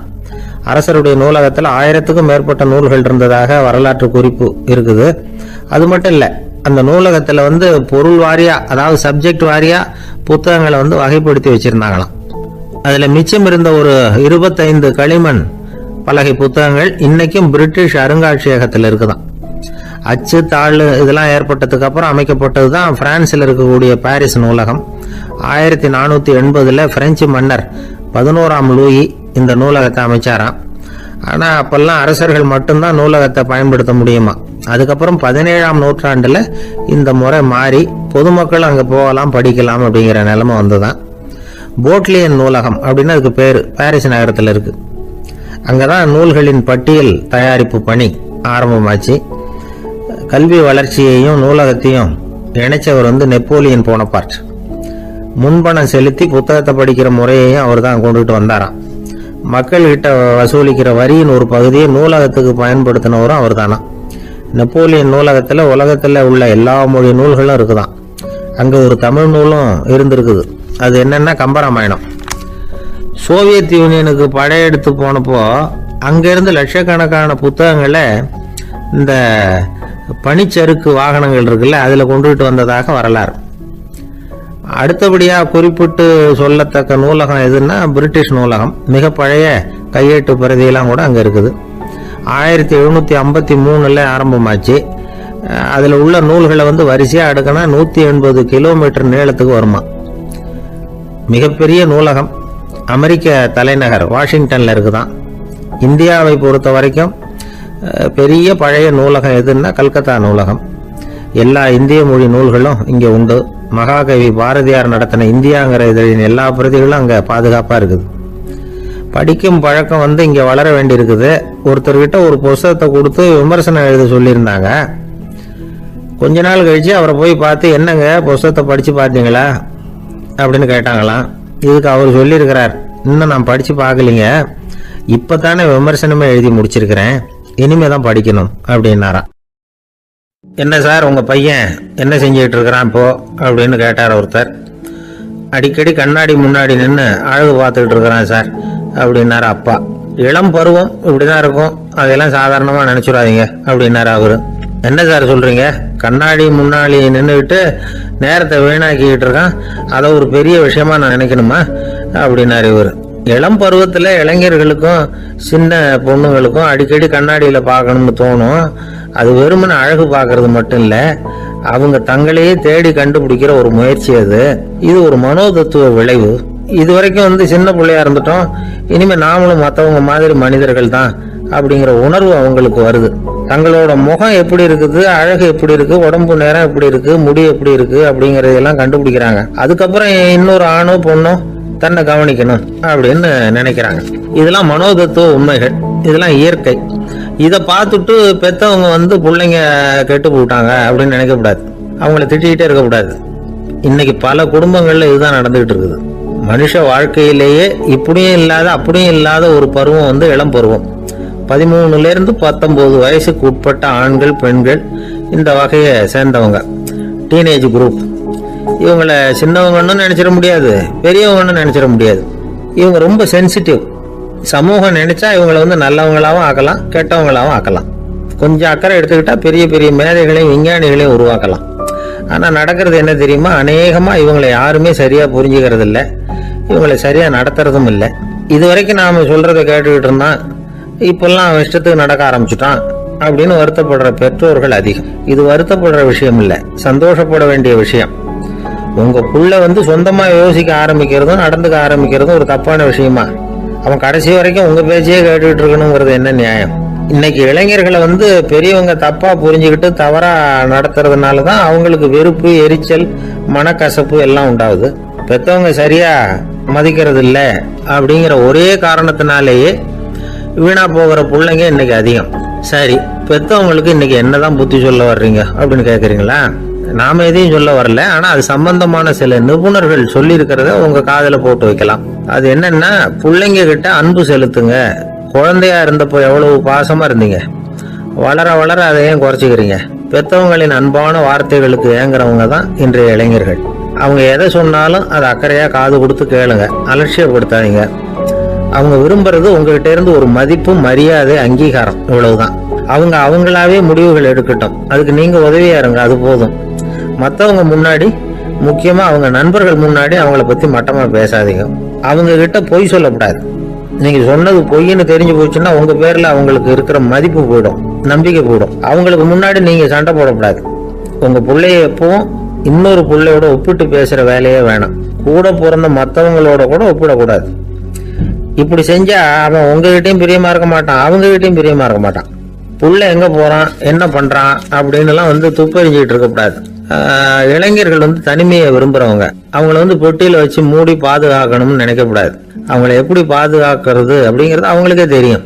உங்க புள்ள எப்படி நடந்துக்கணும்னு நீங்க எதிர்பார்க்குறீங்களோ அது மாதிரி நீங்க நடந்து காட்டுங்க, அது போதும். ஒரு வீட்டுல அப்பாவும் அம்மாவும் பேசிட்டு இருக்கிறாங்க. என்னங்க, நம்ம பொண்ணு பெரியவளாயிட்டா, அடிக்கடி கண்ணாடி முன்னாடி போய் நின்றுகிட்டு இருக்கிறா, சீக்கிரமா ஒரு பையனை பார்த்து கல்யாணத்தை முடிக்காம இப்படி மசன்னு கல்லு மாதிரி உட்காந்துருக்கிறீங்களே அப்படின்னு சத்தம் போட்டாங்க. அந்த அம்மா, அவசரப்படாத, பாக்குறதுக்கு கண்ணுக்கு அழகா லட்சணமா புத்திசாலியா ஒரு பையன் கிடைக்க வேணாமா, அதுதான் பார்த்துக்கிட்டு இருக்கிறேன் அப்படின்னாரு அப்பா. இதுக்கு அந்த அம்மா சொல்றாங்க, எங்க அப்பா இப்படி எல்லாம் நினைச்சுக்கிட்டு இருந்திருந்தா எனக்கு கல்யாணமே ஆயிருக்காது தெரியுமா அப்படின்னு. ஒருத்தர் ரொம்பவும் மகிழ்ச்சியா வந்துகிட்டு இருந்தார். என்ன விஷயம்னு விசாரிச்சேன். நான் தோத்து போயிட்டேன், அதுதான் மனசுக்கு மகிழ்ச்சியா இருக்கு அப்படின்னார். எனக்கு இது ரொம்ப ஆச்சரியமா போச்சு. இந்த உலகத்துல தோத்து போறவங்க யாரும் மகிழ்ச்சியா இருக்கிறது இல்லை. அப்படி இருக்கிறப்ப இவர் இப்படி சொல்றாரு, எங்க தோத்து போனீங்கன்னு கேட்டேன். அதுக்கப்புறம் தான் அவர் விவரமா சொன்னார். என்னோட 5 வயசு குழந்தையோட நான் விளையாடிக்கிட்டு இருந்தேன். அந்த விளையாட்டுல என் குழந்தை ஜெயிச்சு விட்டுது, நான் தோத்து போட்டேன் அப்படின்னார் ரொம்ப உற்சாகமா. நான் யோசிச்சு பார்த்தேன். அதாவது நாம சின்ன குழந்தையா இருக்கிறப்போ எந்த விளையாட்டுல கலந்துக்கிட்டாலும் அதுல நாம தான் ஜெயிக்கணும்னு ஒரு வெறி நமக்குள்ள இருக்கும். நம்மளை எதிர்த்து விளையாடுறவர் நல்லவரா கெட்டவரா, பெரியவரா சின்னவரா அப்படிங்கறதெல்லாம் முக்கியம் கிடையாது. அவர் தோத்து போகணும், நாம ஜெயிக்கணும், அதுதான் முக்கியம். எதிரியை சந்தோஷப்படுத்த விளையாடுகிற கலை அப்ப நமக்கு தெரியறதில்ல. வாழ்க்கையில ஒரு பக்குவம் வந்ததுக்கு அப்புறம் வெற்றி பெறணுங்கிற மன அழுத்தம் போயிடுது. போட்டியில ஜெயிக்கணுங்கிறத விட குழந்தைய சந்தோஷப்படுத்தணுங்கிறது முக்கியமா போச்சு. ஜெயிக்கணுங்கிற வெறி ஓடி போட்டுது. ஒரு குழந்தையா இருந்தப்போ நம்ம வளர்ச்சிக்கு உதவிய வெறி பெரியவனானதுக்கு பிறகு நமக்கு எதிரியா மாறுது. அதை சரியான சமயத்துல நாம புரிஞ்சுக்கிட்டோம்னா போதும், நாம பொழைச்சிக்கலாம். ஒவ்வொரு மனுஷனுமே வாழ்க்கையோட அடுத்த கட்ட வளர்ச்சியில அடி எடுத்து வைக்கிற நேரத்துல தன்கிட்ட இருந்து ஏதோ ஒரு குணத்தை அல்லது தன் குணம் இருந்த ஏதோ ஒரு உறவை நாம் இழக்கத்தான் வேண்டியிருக்குது. ஒரு கட்டம் வரைக்கும் உதவியா இருந்த குணம் அடுத்த கட்டத்துக்கு தடையா கூட மாறிடலாம். இந்த பரிமாண மாற்றத்துக்கு உள்ளாகிற ஒவ்வொருத்தரும் பிரத்யட்சமா இதை உணர்றாங்க. ஆனா பல பேர் எப்படின்னா பழசை திறந்துட்டு புதிய கொள்கைகளை உருவாக்கிக்கிறதுக்கு இஷ்டம் இல்லாம இருந்துடுறாங்க, அல்லது அப்படி செய்ய முடியாம தவிக்கிறாங்க. இதையெல்லாம் மீறி அந்த பழசை திறந்துட்டா அதை இழந்ததால உண்டாகிற மன அழுத்தம் சில காலத்துக்கு வருத்திக்கிட்டு தான் இருக்கும், வேற வழி இல்லை. ஆரோக்கியமான ஒரு முன்னேற்றத்துக்காக அந்த மன அழுத்தத்தை தாங்கிக்கத்தான் வேணும் அப்படிங்கிறாரு அந்த உலக புகழ்பெற்ற மேதை ஒருத்தர், இந்த ஸ்காட் பெக் அப்படிங்கிறவர். பிறந்த நாள் முதல் இதுதான் சரி அப்படின்னு கற்பிக்கப்பட்டு வந்த ஒவ்வொரு தத்துவத்தையும் தங்களுடைய வளர்ச்சிக்கு தகுந்த மாதிரி மாற்றி அர்த்தப்படுத்தி கொள்ள முடியாமல் வாழ்க்கை சூழல்ல அப்படியே அரைப்பட்டு தூளாகிறவர்கள் தான் ரொம்ப தவிக்கிறாங்களாம். இதுதான் அவருடைய கருத்து. பெரும்பாலும் மனிதர்களுடைய நடுத்தர வயசுல, அதாவது 30 தாண்டுகிற சமயத்துல தான் இந்த தவிப்பு உண்டாகுதான். இதை தான் மேற்கத்திய நாடுகளில் அடிக்கடி மிட் லைஃப் கிரைசிஸ் அப்படின்னு சொல்றாங்க. அப்பப்போ பழசையெல்லாம் தொலைச்சி விட்டு புதுசா பிறக்கிறதுக்கு கத்துக்கணும். ஒவ்வொரு நிமிஷத்தையும் அந்த நிமிஷத்துக்கு ஏற்ற சித்தாந்தம் கொண்டவர்களாக சந்திப்போம் அப்படிங்கிறார் அந்த உளவியல் நிபுணர். இப்படி பழகிக்கிட்டா வாழ்க்கை இன்பமயம், இல்லைன்னா தவிப்பு மயம்தான். பழசை தொலைக்க முடியாதவர்கள்ல எத்தனையோ பேர் உண்டு, எத்தனையோ ரகம் உண்டு. அதுல வேடிக்கையான நண்பர்களும் உண்டு. ஒருத்தர் நண்பர் வீட்டுக்கு போனார். அவர் ஏதோ இனிப்பு பலகாரம் கொடுத்து சாப்பிட சொல்லியிருக்கிறாங்க அவங்க வீட்டில். இவர் சாப்பிட்டு பார்த்துட்டு சொன்னாராம், சார் 6 மாசத்துக்கு முன்னாடி ஒரு தடவை இங்கே வந்தேன், அப்போ ஒரு இனிப்பு பலகாரம் கொடுத்தீங்க, அது இதை விட நல்லா இருந்தது சார் அப்படின்னாராம். அப்ப செஞ்ச அதே இனிப்பு பலகாரம் தான் சார் இதுவும் அப்படின்னாராம் அவர். ஊருக்கு வெளியில அமைதியான ஒரு இடம், அங்க ஒரு ஆசிரமம், அங்க ஒரு சாமியார். அவர் தினமும் நல்ல போதனைகள்லாம் செய்வார். பல பேர் போய் அங்கேயே சில நாள் தங்கி இருந்து அவர் சொல்ற அறிவுரைகளை எல்லாம் கேட்டுக்கிட்டு வர்றது வழக்கம். ஒரு தடவை அவரை பார்த்துட்டு போறதுக்காக 3 வெளியூர் தம்பதிகள் வந்தாங்களாம். அந்த மடத்திலேயே சாப்பிட்டுக்கிட்டு தங்கி இருந்து அவங்களுடைய போதனைகளை கேட்டுக்கிட்டு போகணுங்கிறது அவங்க நோக்கம். காலையில குளிச்சுட்டு பூஜையில உட்கார்ந்தார் அந்த சுவாமி. இவங்களும் குளிச்சுட்டு அந்த பூஜையை பார்க்கறதுக்காக அவர் முன்னாடி உட்கார்ந்தாங்க. பூஜை ஆரம்பமாச்சு. சம்பிரதாயப்படி அது ரொம்ப நேரம் நடந்துகிட்டே இருக்குது. இவங்களுக்கு நல்ல பசி இருந்தாலும் இந்த நேரத்தில் அதை எப்படி வெளியில காட்டிக்கிறது? பேசாம இருந்தாங்க. அந்த சுவாமி பூஜையை முடிச்சார். அதுக்கப்புறம் பேச ஆரம்பிச்சார். பேச்சு அருமையாக தான் இருந்தது, அமிர்தமாக தான் இருந்தது. இருந்தாலும் இவங்களுக்கு இருக்கிற வயிற்று பசி அதை சரியா கவனிக்க விடலை. அந்த சுவாமியே இதை கவனிச்சதா தெரியல. இவங்களுக்கு மனசுக்குள்ள ஒரு எண்ணம், உள்ள சாப்பாடு தயாராகிட்டு இருக்கும் போல இருக்கு, இந்த பேச்சு முடிஞ்சது நம்மளை உள்ள அழைச்சிட்டு போய் சாப்பாடு போடுவாங்கன்னு நினைக்கிறோம் அப்படின்னு இவங்களாம் நினச்சிக்கிட்டாங்க. ஆனால் சுவாமி இதை பற்றி எதுவுமே பேசலை, கண்டுக்கல. ஒரு அம்மாவால் அதுக்கு மேலே சும்மா இருக்க முடியுமா? முடியல. சாப்பாட்டை கவனிக்கலாமா அப்படின்னு சொல்லி மெதுவாக ஆரம்பித்தாங்க. ஓ கவனிக்கலாமே அப்படின்னு உள்ளே அழைச்சிட்டு போனார் சுவாமி. இவங்க ரொம்ப அவசரமாக எழுந்திருச்சு உள்ளே ஓடினாங்க. அங்கே ஒரு மேஜை மேலே ஒரு கிண்ணம் மூடி இருந்தது. ஓ இதுதான் சாப்பாட்டு மேஜை போல இருக்கு, இங்கே சாப்பாடு வந்துடும் அப்படின்னு நினச்சாங்க. உடனே போய் சுற்றி உட்காந்துக்கிட்டாங்க. சுவாமி அந்த கிண்ணத்தை எடுத்து அந்த அம்மா கிட்ட கொடுத்தார். அவங்க அதை வாங்கி மூடியை திறந்து பார்க்குறாங்க. உள்ள ஒரு சாவி இருக்குது. ஓ சரிதான், இது சமையலறை சாவி போல இருக்கு, அங்கே போய் அதை திறந்து சாப்பாட்டை நாமே எடுத்துக்கிட்டு இங்கே வச்சுக்கிட்டு சாப்பிடணும் போல இருக்கு அப்படின்னு நினைச்சாங்க.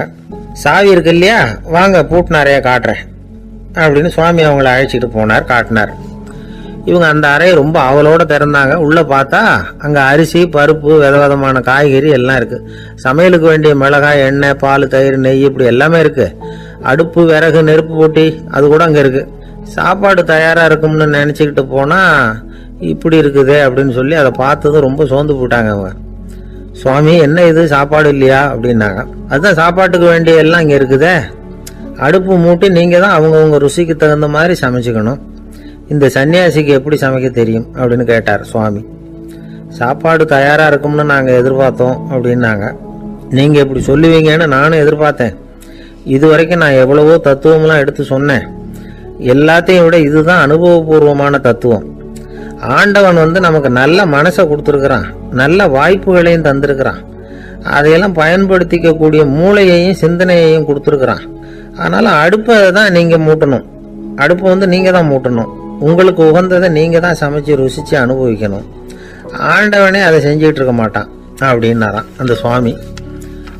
நம்முடைய வாழ்க்கையில் பல நல்ல பலன்களை பெறறதுக்கு நாம் தான் முயற்சி பண்ணணும்.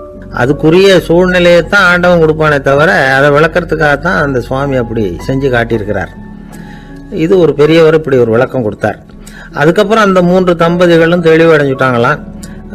நாம் தெளிவடைகிறது எப்போங்கிறது தான் தெரியல அப்படின்னு பல பேர் இதை கேட்டுட்டு சொல்லிட்டு இருக்கிறாங்க. இந்த கதையை நம்முடைய நண்பர் ஒருத்தர்கிட்ட சொன்னேன். அந்த நண்பர் ரொம்ப சந்தோஷப்பட்டார். நீங்கள் சொல்கிறது கரெக்டு சார், ஆனால் நான் அதை விட ஒரு படி மேலே சார். எனக்கெல்லாம் அரிசி பருப்பு இருக்கிற ரூம் எதுன்னு கையை காட்டிட்டா போதும், உடனே கிண்ணத்துலேருந்து சாவியை எடுத்து கொடுக்கணுங்கிற அவசியம்லாம் இல்லை எனக்கு. அப்புறம் எப்படி ரூமை திறந்துருவீங்க அப்படின்னு கேட்டேன். பூட்டை உடைச்சி திறந்துருவேன், அதுதான் எனக்கு பழக்கம் அப்படிங்கிறார். ஒரு வயசான அம்மா தெரு வழியாக போயிட்டு இருந்தாங்க. அவங்க கையில் எண்ணத்தையோ வச்சுக்கிட்டு அதை அடிக்கடி பார்த்துக்கிட்டே இருந்தாங்க. ஒருத்தன் மெதுவாக அவங்கக்கிட்ட போய் கையில் இருக்கிறது என்ன அப்படின்னு எட்டி பார்த்தா அவங்க கையில் 4 பல்லு இருந்துதான். இவன் ஆச்சரியமாக அந்த அம்மாவை பார்த்தான். ஏம்மா உனக்கு என்ன பைத்தியமா, ஏது இந்த பல்லு, இதை என்னத்துக்காக கையில் வச்சுக்கிட்டு அலைஞ்சிக்கிட்டு இருக்கிற அப்படின்னு கேட்டிருக்கான். அதுக்கு அந்த அம்மா விவரம் சொல்ல ஆரம்பித்தாங்களாம். இதை பாருப்பா, எனக்கு ஒரு மகன் இருந்தான், அவனை ரொம்ப செல்லமாக வளர்த்தேன். அவனை தரையிலேயே நடக்க விடுறதில்ல, எப்பவும் தூக்கி வச்சுக்கிட்டு இருப்பேன். அவன் நல்லா பெரியவனாகி பள்ளிக்கூடம் போகிறப்ப கூட அவன் புஸ்தக மூட்டையை நான் தான் சுமந்துக்கிட்டு போவேன். பார்க்குறவங்க கூட கேலி பண்ணுவாங்க, ஏம்மா படிக்க போகிறது நீயா உன் பிள்ளையான்னு கேட்பாங்க.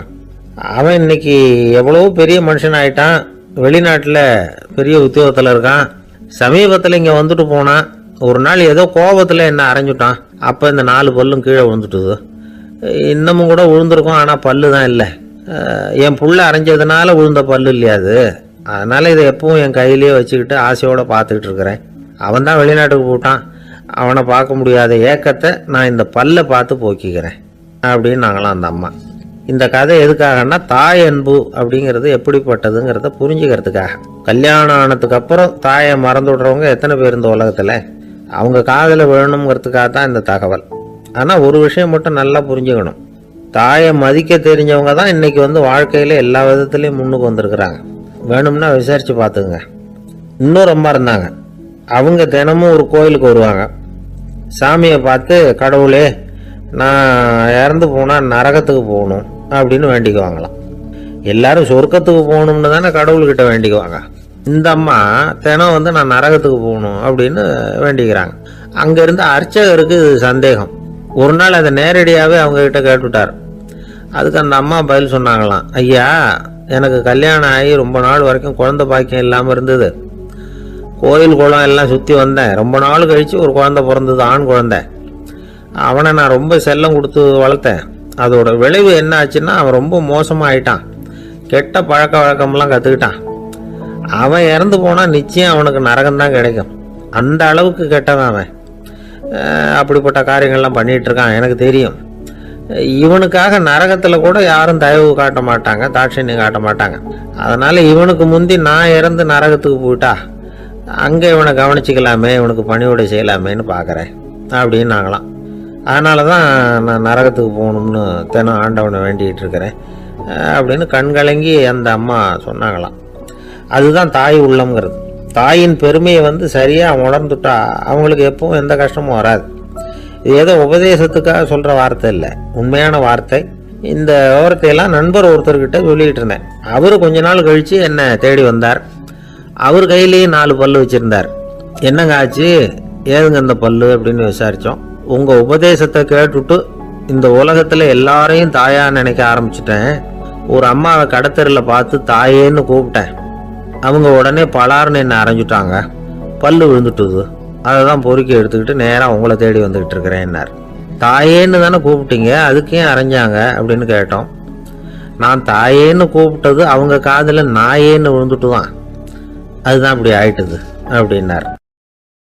ஐயா என்னுடைய நூல் வெளியீட்டு விழாவுக்கு அவசியம் நீங்கள் வரணும் அப்படின்னு கூப்பிட்டார் ஒருத்தர். எப்போ வரணும்னு கேட்டேன். அடுத்த வாரம்னார். சரி புத்தகம் தயாராகிட்டுதா அப்படின்னு. நாளைக்கு தான் அச்சிக்க கொடுக்க போகிறேன்னார். என்னங்க இது, புத்தகம் அச்சிடுறதுக்கு முன்னாடியே அழைப்புதழை அச்சடிச்சு விட்டீங்களே அப்படின்னு கேட்டேன். அதனால் என்னங்க அந்த காலம் மாதிரி அப்போல்லாம் அச்சுக்கலை வந்து எவ்வளவோ முன்னேறியாச்சுங்க.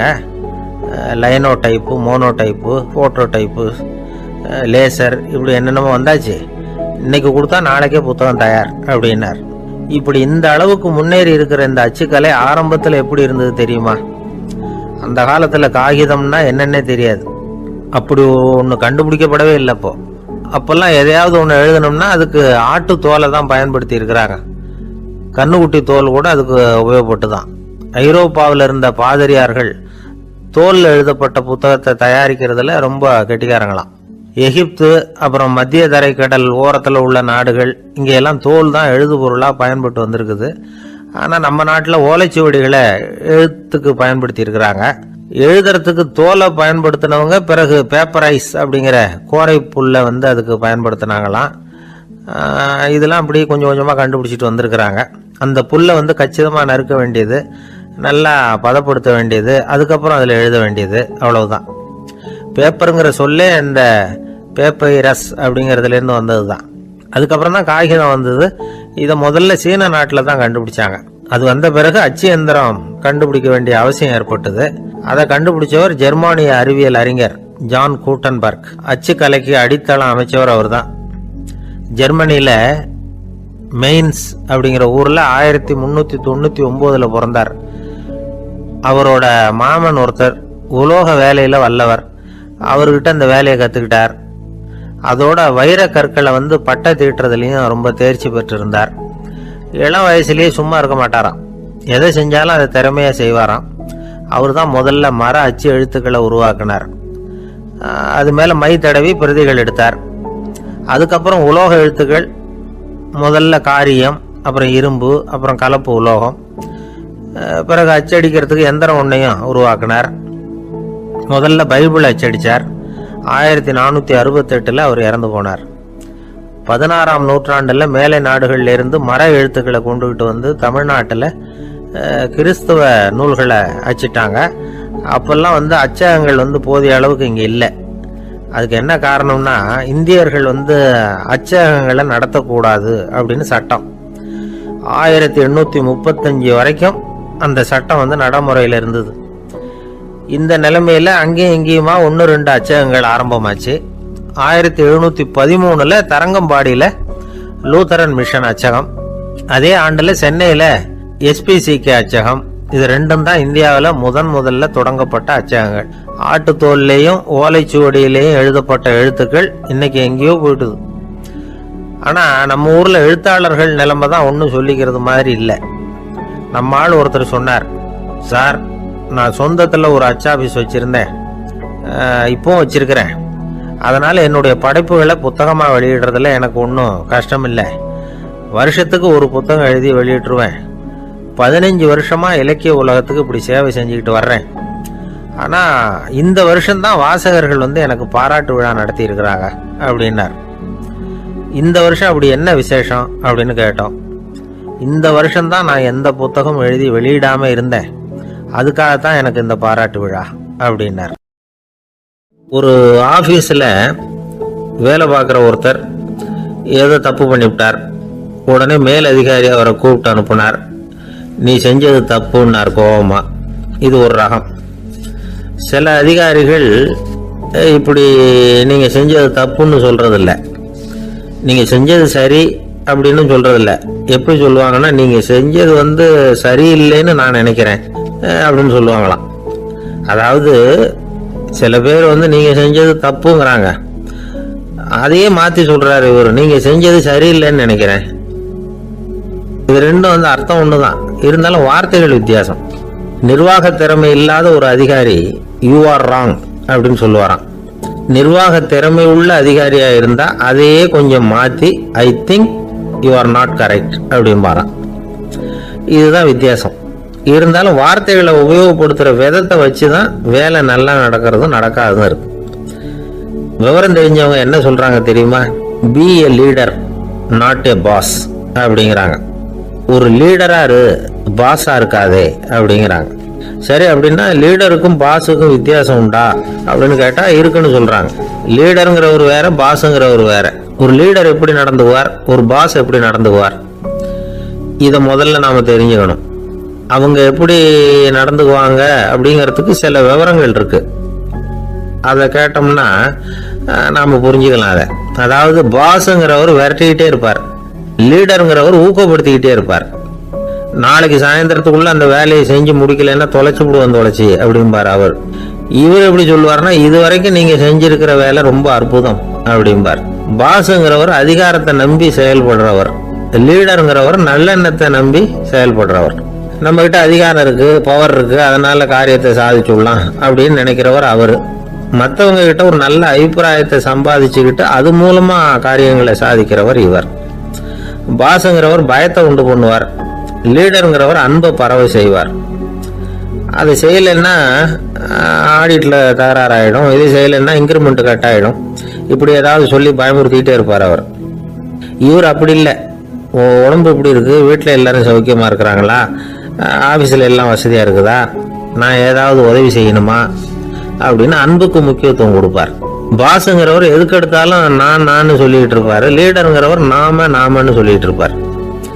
பாஸுங்கிறவர் தப்புக்கு காரணம் யாருன்னு பார்ப்பார், லீடருங்கிறவர் தப்பு என்னன்னு பார்ப்பார். இதுதான் ரெண்டு பேருக்கு வித்தியாசம். The boss shows who is wrong, the leader shows what is wrong அப்படின்னு சொல்லுவாங்க. இந்த காரியம் எப்படி செய்யப்பட்டிருக்கு அப்படின்னு தெரிஞ்சுக்கிறவர் பாஸ், இந்த காரியத்தை எப்படி செய்யணும்னு செஞ்சு காட்டுறவர் லீடர். பாஸுங்கிறவர் பணியாளர்களை திட்டுவார், லீடர் மரியாதைக்குரியவரா நடத்துவார், அதுக்குரியவரா அவர் நடந்துக்குவார். செய்யற வேலையை ஒரு சுமையா நினைக்க வைக்கிறவர் பாஸ், செய்யற வேலையை ஒரு சந்தோஷமா ஆக்குறவர் லீடர். ஒரு முதலாளியா இருக்கிறவர் அல்லது ஒரு நிர்வாகியா இருக்கிறவர் இது மாதிரியான நுணுக்கங்களை எல்லாம் தெரிஞ்சு வச்சுக்கிறது நல்லது. ஒரு பாஸ் இருக்கார், அவர் ஒரு நாள் ரொம்ப பெருமையா தன்னோட ஆபீஸை பத்தி பேசிக்கிட்டு இருந்தார். எனக்கு கீழே 200 பேர் வேலை செய்யறாங்க சார், நான் ஒரு கோடு கிழிச்சா அவங்க அதை தாண்டாத அளவுக்கு நான் நடந்துக்கிறேன் சார் அப்படின்னார் அவர். அது எப்படி முடியுது உங்களால அப்படின்னு கேட்டோம். நான் கோடே கிழிக்கிறது இல்லை சார் அப்படின்னார். ஒருத்தர் மனசுல நிம்மதி இல்லாம உட்காந்துருந்தார். என்ன சார் விஷயம் அப்படின்னு விசாரிச்சேன். அகலக்கால் வச்சுட்டேன், அதுதான் அவதிப்படுறேன்னார். விவரமா சொல்லுங்கன்னு. வீடு கட்டணும்னு ஆரம்பிச்சேன், வேலை பாதியிலேயே நிக்குது, கையில பணம் இல்லை அப்படின்னார். இது மாதிரி ஆசாமிகள் பல பேரை நீங்க பார்த்துருக்கலாம். இவங்கெல்லாம் சுலபமா மன அழுத்தத்துக்கு ஆளாயிடுறாங்க. மன உளைச்சல், அதாவது ஸ்ட்ரெஸ் அப்படின்னு சொல்றோமே, அதுக்கு அடிப்படையான சில காரணங்கள் உண்டு. அதாவது மிகையாக திட்டமிடுதல் அப்படிங்கிறதும் ஒரு முக்கியமான காரணம். நடைமுறை சாத்தியம் என்னங்கிறத மனசுல வச்சுக்கிட்டு எந்த திட்டத்தையும் தீட்டணும், அப்பதான் அது சரியா வரும். ரெண்டாவது காரணம் என்ன தெரியுமா? ஒரே நேரத்தில் பல்வேறு செயல்களில் ஈடுபடுறது. தொலைபேசியில பேசிக்கிட்டே கையில் இருக்கிற கடிதத்தை படிச்சுக்கிட்டே எதிரில் உட்காந்துக்கிட்டு இருக்கிறவருக்கும் அப்பப்போ பதில் சொல்லிக்கிட்டு மனசுல பல்வேறு சிந்தனைகளை அப்படியே ஓட விட்டுக்கிட்டு இருக்கிறது, இதுவும் மன அழுத்தத்தை உண்டாக்குது. மூணாவது காரணம், எதிலையும் வெற்றி மட்டும் எதிர்பார்க்கிற ஒருதலை பட்சமான ஆர்வம். நாம தொட்டதெல்லாம் வெற்றியாவே முடியணும் அப்படின்னு எதிர்பார்க்கிறவங்க ஏதாவது ஒண்ணுல தோல்வியை கண்டா தோண்டு போயிடுறாங்க. எப்படியும் முடியலாம்ங்கிற எண்ணம் ஏற்கனவே நமக்குள்ள இருந்துட்டுதுன்னா அந்த அவஸ்தை வராது. அதனால அதுவும் நம்ம வளர்த்து கொள்ள வேண்டிய ஒரு குணம். மன உளைச்சல் ஏற்படுறதுக்கு இன்னொரு காரணம், எதையும் வேகமா செஞ்சுடணும் அப்படிங்கிற துடிப்பு. அந்த துடிப்பே மனசை அழுத்த ஆரம்பிச்சிடும். எந்த ஒரு காரியத்திலையும் தாமதமோ இடையூறோ ஏற்பட்டா அதை பொறுத்துக்கிற மனப்போக்கம் வேணும். அது இல்லாதவங்க அழுத்தத்துக்கு ஆளாயிடுறாங்க. சில பேர் வேலைன்னு எந்த நேரம் பார்த்தாலும் வேலையே கதின்னு கிடப்பாங்க. பொழுதுபோக்குக்கோ உடற்பயிற்சிக்கோ குடும்பத்தில் உள்ளவங்க அல்லது நண்பர்கள் கூட கலந்துரையாடவோ கொஞ்சம் கூட நேரம் ஒதுக்க மாட்டாங்க. இந்த சுபாவம் மன அழுத்தத்தை உண்டு பண்ணும். இதையெல்லாம் புரிஞ்சுக்கிட்டு அதிலிருந்து விடுபடுறது எப்படின்னு யோசிக்கணும். வல்லுநர்கள் இது தொடர்பாக சில யோசனைகளை சொல்லி வச்சிருக்கிறாங்க. அது என்னன்னா, வாழ்க்கைங்கிறது பிரச்சனைகளால பின்னப்பட்ட ஒன்று, அது எப்பவுமே முடிவடையாத ஒரு தொடர்கதை அப்படிங்கிறத முதல்ல நாம புரிஞ்சுக்கணும். ஒரே நேரத்தில் ஒரு காரியத்தில் மட்டுமே நாம கவனம் செலுத்தணும். அடுத்தவங்க காரியத்தில் தலையிடக்கூடாது. எதையும் பேச ஆரம்பிக்கிறதுக்கு முன்னாடி நம்மை நாமே கேட்டுக்க வேண்டிய கேள்வி 2. 1, நான் சொல்ல போறது ரொம்ப முக்கியமானதா? 2வது, நான் சொல்றத அவங்க கேட்கறதுக்கு ஆசைப்படுறாங்களா, நான் பேசுறதுக்கு அது சரியான நேரம் தானா, இதை யோசிச்சு பார்த்ததுக்கு அப்புறம் எதையும் பேச ஆரம்பிக்கணும். முடிஞ்ச அளவுக்கு வளைந்து போகிற சுபாவத்தை வளர்த்துக்கணும். நம்ம நேரம் விலை மதிப்பு இல்லாதது, அதை வீணாக்கக்கூடாது. சிரிக்க தெரியலனாலும் பரவாயில்ல, முகத்தில் கொஞ்சம் புன்முறுவலாவது காட்டணும். இதெல்லாம் ரொம்ப முக்கியம். அடுத்தவங்க ஏதாவது செஞ்சால் உடனே நன்றி சொல்ல மறக்கக்கூடாது. தினமும் கொஞ்சம் நேரத்தை தனிமையில் செலவு பண்ணணும். மன உளைச்சலிருந்து விடுபடுறதுக்கு 3 முக்கிய வழிகள் சொல்கிறாங்க. அதை சுருக்கமாக ரெட் அப்படின்னு சொல்கிறாங்க. RED ஆங்கில எழுத்தில். அந்த முதல் எழுத்து R, அது என்னன்னா ரிலாக்ஸேஷன், அதாவது இடை ஓய்வு. ரெண்டாவது E எக்ஸர்சைஸ், உடற்பயிற்சி. மூணாவது டயட், திட்டமிட்ட உணவு முறை. அதனால் தியானம், மூச்சு பயிற்சி இதெல்லாம் இந்த இடை ஓய்வுக்கு வழிகள். எந்த வேலையையும் தொடர்ந்து செய்யக்கூடாது. எல்லார்கிட்டையும் கலகலப்பாக பழகணும். மாதத்துக்கு ஒரு நாளாவது குடும்பத்தோடு வெளியில் போயிட்டு வரணும். சுலபமான உடற்பயிற்சிகளை செய்யலாம். உடற்பயிற்சிங்கிறது நமக்காக நாம் செய்கிற ஒரு நீண்ட கால முதலீடு அப்படின்னு சொல்லுவாங்க. அதாவது லாங் டேர்ம் இன்வெஸ்ட்மெண்ட்டாக. அளவோடு சாப்பிட்ணும், மெதுவாக சாப்பிட்ணும். இதெல்லாம் கொஞ்சம் மனசில் வச்சுக்கிட்டு நடந்துக்கிட்டால் மகிழ்ச்சியாக வாழலாம். சில பேர் சாப்பாட்டு விஷயத்தில் ரொம்ப அக்கறை எடுத்துக்கிறது உண்டு. ஒரு குண்டு ஆசாமி சாப்பிட உட்காந்தார். முதல்ல ஒரு மாத்திரை சாப்பிட்டார். எதுக்குன்னு கேட்டோம். பசி எடுக்கிறதுக்குன்னார். சாப்பிட்டு முடிச்சார். பிறகு மறுபடியும் ஒரு மாத்திரை சாப்பிட்டார். இது எதுக்குன்னு கேட்டோம். சாப்பிட்டது ஜீரணமாகறதுக்கு அப்படின்னார். ஒரு காலத்தில் பிரஷ்யா அப்படின்னு ஒரு தேசம் இருந்தது. இப்போ ஜெர்மனி இருக்குல்ல, இதோட பெரும்பகுதி ஒரு காலத்தில் பிரஷ்யாங்கிற பேரில் இருந்தது.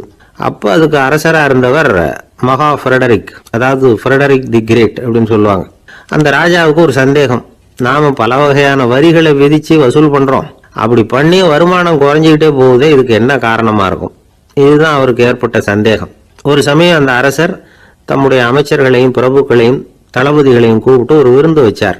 விருந்து முடிஞ்சதும் அவங்கள பார்த்து இந்த சந்தேகத்தை கேட்டார்.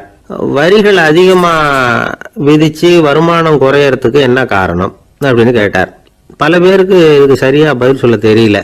அனுபவசாலியான ஒரு தளபதி எழுந்திருச்சார். அரசே, அது எப்படிங்கிறத இப்போ உங்களுக்கு காட்டுறேன்னார். உடனே ஒரு பெரிய பனிக்கட்டி ஒன்றை தன்னுடைய கையில் எடுத்தார். அதை அப்படியும் எப்படியும் திருப்பி பார்த்தார். அப்புறம் அடுத்தவர்கிட்ட கொடுத்தார். அவரும் அதை அப்படியும் இப்படியும் திருப்பி பார்த்துட்டு அடுத்தபடியாக இருந்தவர்கிட்ட கொடுத்தார். இப்படியே இதை ஒவ்வொருத்தரா பார்த்துட்டு ஒவ்வொரு கையா மாறி கடைசியில மன்னர் கைக்கு போய் சேர்ந்தது. மன்னர் கைக்கு அந்த பனிக்கட்டி போய் சேர்ந்தப்போ அது கொஞ்சம் கொஞ்சமா உருகி ஒரு பட்டாணி கடலை சைஸுக்கு ஆயிட்டுது. மன்னர் யோசனை பண்ணார். வரி அதிகமா போட்டாலும் வந்து சேர்றது குறைவா இருக்கிறதுக்கு என்ன காரணம் அப்படிங்கிறது அவருக்கு புரிஞ்சு போச்சு. காலம்தான் மாறிட்டு இருக்கே தவிர இந்த கையூட்டு வாங்குற பழக்கம் மாறினதாக தெரியல. இன்னொரு ராஜா இருந்தார். அவர் தன்னுடைய ராஜாங்கத்தில் லஞ்ச ஊழலே சுத்தமாக இருக்கக்கூடாது அப்படின்னு நினைச்சார். அவர்கிட்ட பல்வேறு துறைகளுக்கும் பொறுப்பாக இருந்த பல பேரும் ரொம்ப சுத்தமாகவும் நேர்மையாகவும் இருந்தாங்க. ஒரே ஒருத்தர் மட்டும் எல்லார்கிட்டையும் லஞ்சம் வாங்கிட்டே இருந்தார். அவரை வேற வேற துறைகளுக்கு மாற்றி பார்த்தாரு. அந்த ராஜா என்னென்னமோ பண்ணி பார்க்குறாரு. எந்த வேலையை கொடுத்தாலும் அதுலேயும் லஞ்சம் வாங்குறதுக்கு ஒரு வழியை உண்டு பண்ணிக்குவார் அந்த ஆள். ராஜாவுக்கு இது ஒரு பெரிய தலைவலியாக போட்டுது. இவர் என்ன பண்ணுறது? இவருக்கு என்ன வேலையை கொடுக்கறது? கொஞ்சம் கூட லஞ்சம் வாங்கறதுக்கு சான்ஸே இல்லாத ஒரு வேலையை கொடுக்கணும் அப்படின்னு திட்டம் போட்டார். ஒரு நாள் அவருக்கு அந்த உத்தரவும் போட்டுட்டார். அதாவது அவருக்கு என்ன வேலைன்னா, கடற்கரையில் தான் அவருக்கு ஆஃபீஸ். அங்கேயே இருந்துக்க வேண்டியது. தினமும் எத்தனை கடல் அலை கரையில் மோதுது அப்படிங்கிறத கணக்கு எடுத்து ராஜாவுக்கு தெரிவிக்க வேண்டியது. இதுதான் அவருக்கு வேலை. பேசாமல் அலையை எண்ணிட்டு உட்காந்துருக்கிட்டோம், அப்போவாவது அவர் லஞ்சம் வாங்குற சந்தர்ப்பம் இல்லாமல் போயிடும் அவருக்கு அப்படின்னு நினைச்சார் ராஜா. இந்த ஆள் கடற்கரைக்கு போய் டியூட்டியில் ஜாயின் பண்ணிட்டார். ஒரே மாசத்துல அங்கே சொந்தமாக ஒரு பிரம்மாண்டமான மாளிகை கட்டி விட்டாரு. ராஜாவுக்கு இது பெரிய ஆச்சரியமா போச்சு. அலைய என்ற வேலையில் அந்த ஆள் எப்படி பணம் சம்பாதிச்சார் அப்படின்னு விசாரிச்சு பார்த்தார் அக்கம் பக்கத்தில். அந்த ஆள் என்ன பண்ணியிருக்கிறாருன்னா, கடற்கரையில் போய் பொறுப்பை ஏற்றுக்கிட்ட உடனே அங்கே இருந்த மீனவர்கள்கிட்ட எல்லாம் இந்த கரையில் ஒரு நாளில் மோதுற அலைகள் எத்தனை அப்படின்னு கேட்டிருக்காரு. அது எப்படிங்க தெரியும்னு இருக்காங்க அவங்க. தினமும் அந்த எண்ணிக்கை தெரியணும். நம்ம ராஜாவுக்கு தினமும் அறிக்கை அனுப்பணும், டெய்லி ரிப்போர்ட்டு. தவறுனா நீங்கள் இந்த கடலில் போய் மீன் பிடிக்கிறதுக்கு ராஜாவோட அனுமதி கிடைக்காது அப்படின்னு இருக்காரு.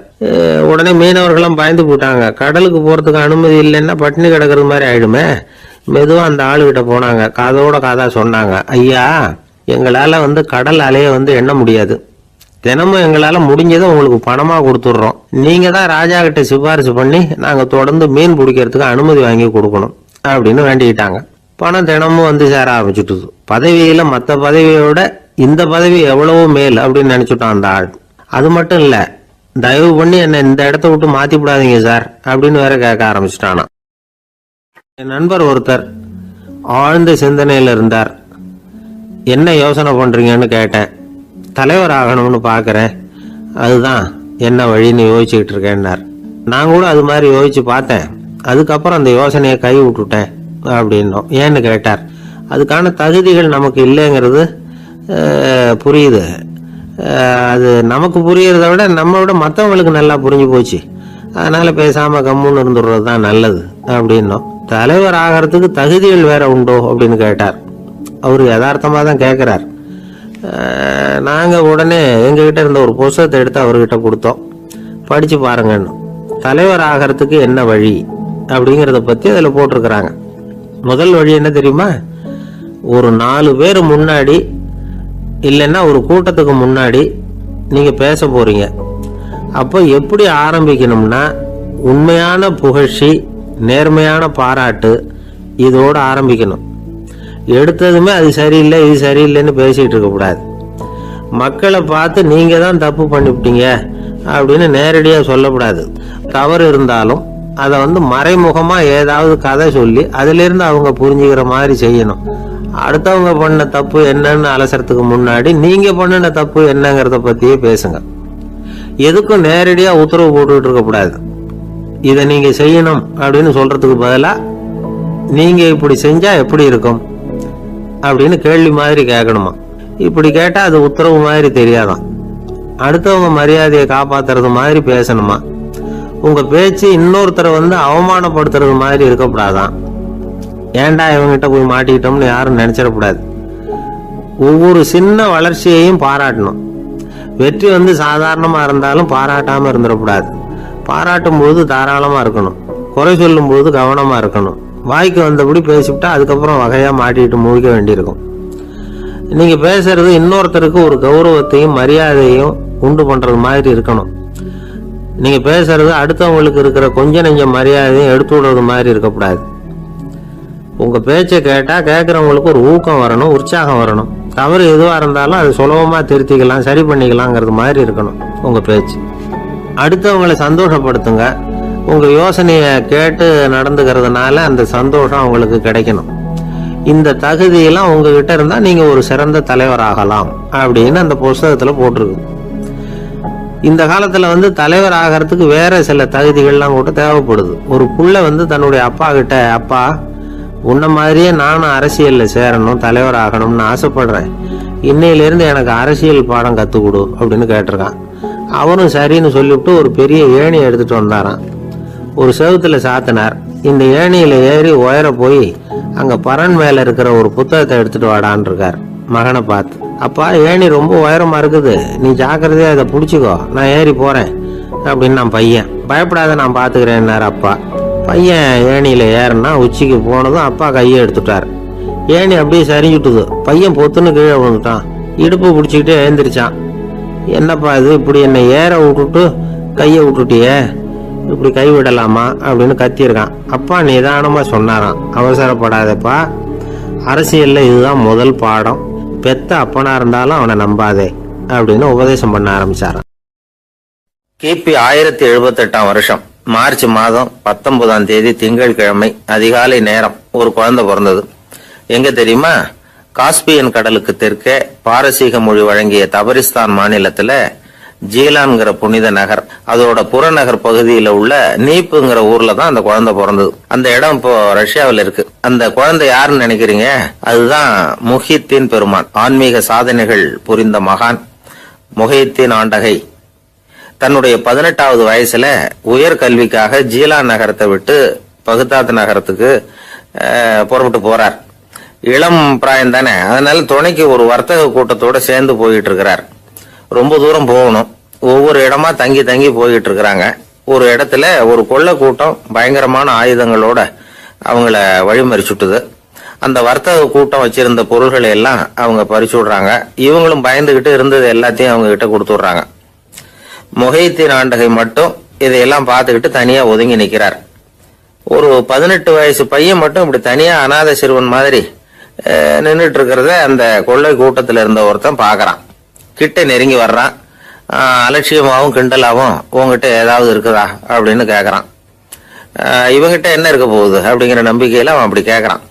உடனே இவரு ஓ இருக்குதே, என்கிட்ட 40 தீனார் இருக்கு அப்படிங்கிறார். இப்படி சொல்லியும் அந்த கொள்ளைக்காரனுக்கு நம்பிக்கை வரல.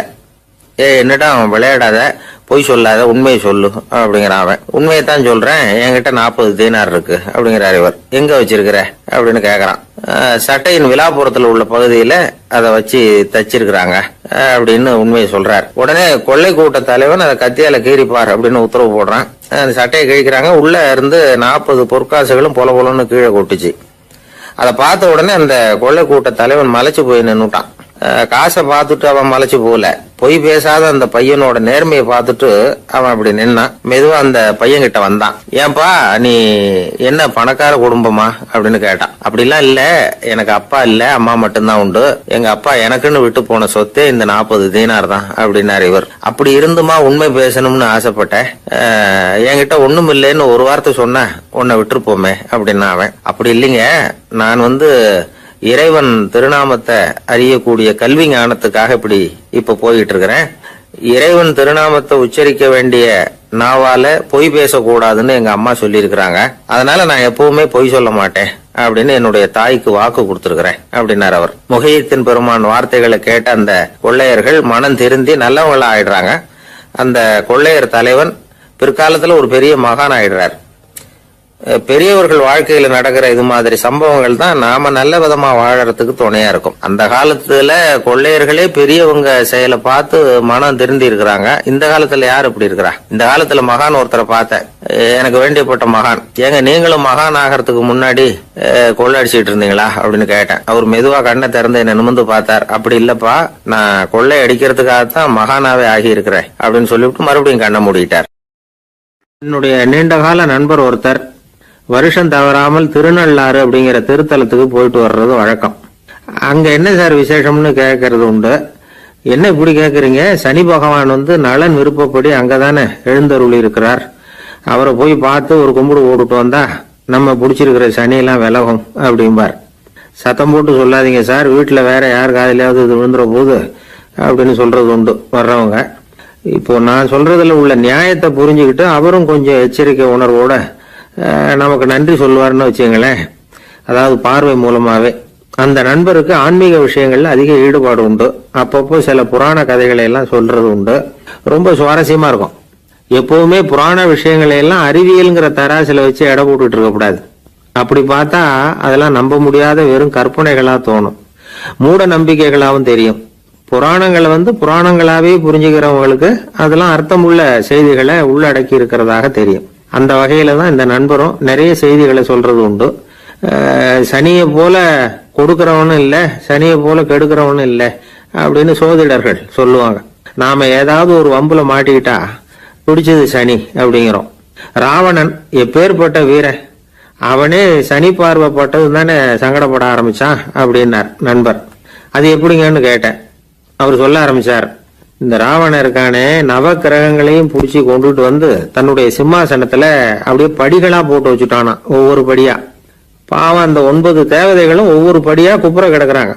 நவக்கிரகம் நம்மளை ஆட்டி படைக்குதுன்னு நாம சொல்லிட்டு இருக்கிறோம். ஆனா அந்த நவக்கிரகங்களை ராவணன் எப்படி வச்சிருந்தான் பாருங்க. எல்லாரையும் சிம்மாசனத்துக்கு பக்கத்துல படிப்படியா போட்டு வச்சிருக்கிறான். காலை அது மேல வச்சுதான் ஏறி போகணும். வேற வழி இல்லாம எல்லாரும் குப்புற விழுந்து கிடக்குறாங்க. ராவணன் ஒவ்வொரு தடவையும் இவங்க முதுகுல அடி வச்சு ஏறிதான் அந்த சிம்மாசனத்துக்கு போறது வழக்கம். இப்படி நடந்துகிட்டு இருக்கிறது நாரதர் கண்ணுல போட்டுட்டுதான். அவர் சும்மா இருப்பாரா? யோசனை பண்ணார் என்ன செய்யலாம் அப்படின்னு. ஒரு முடிவு பண்ணிட்டு நேரா ராவணன் கிட்ட போனாராம்.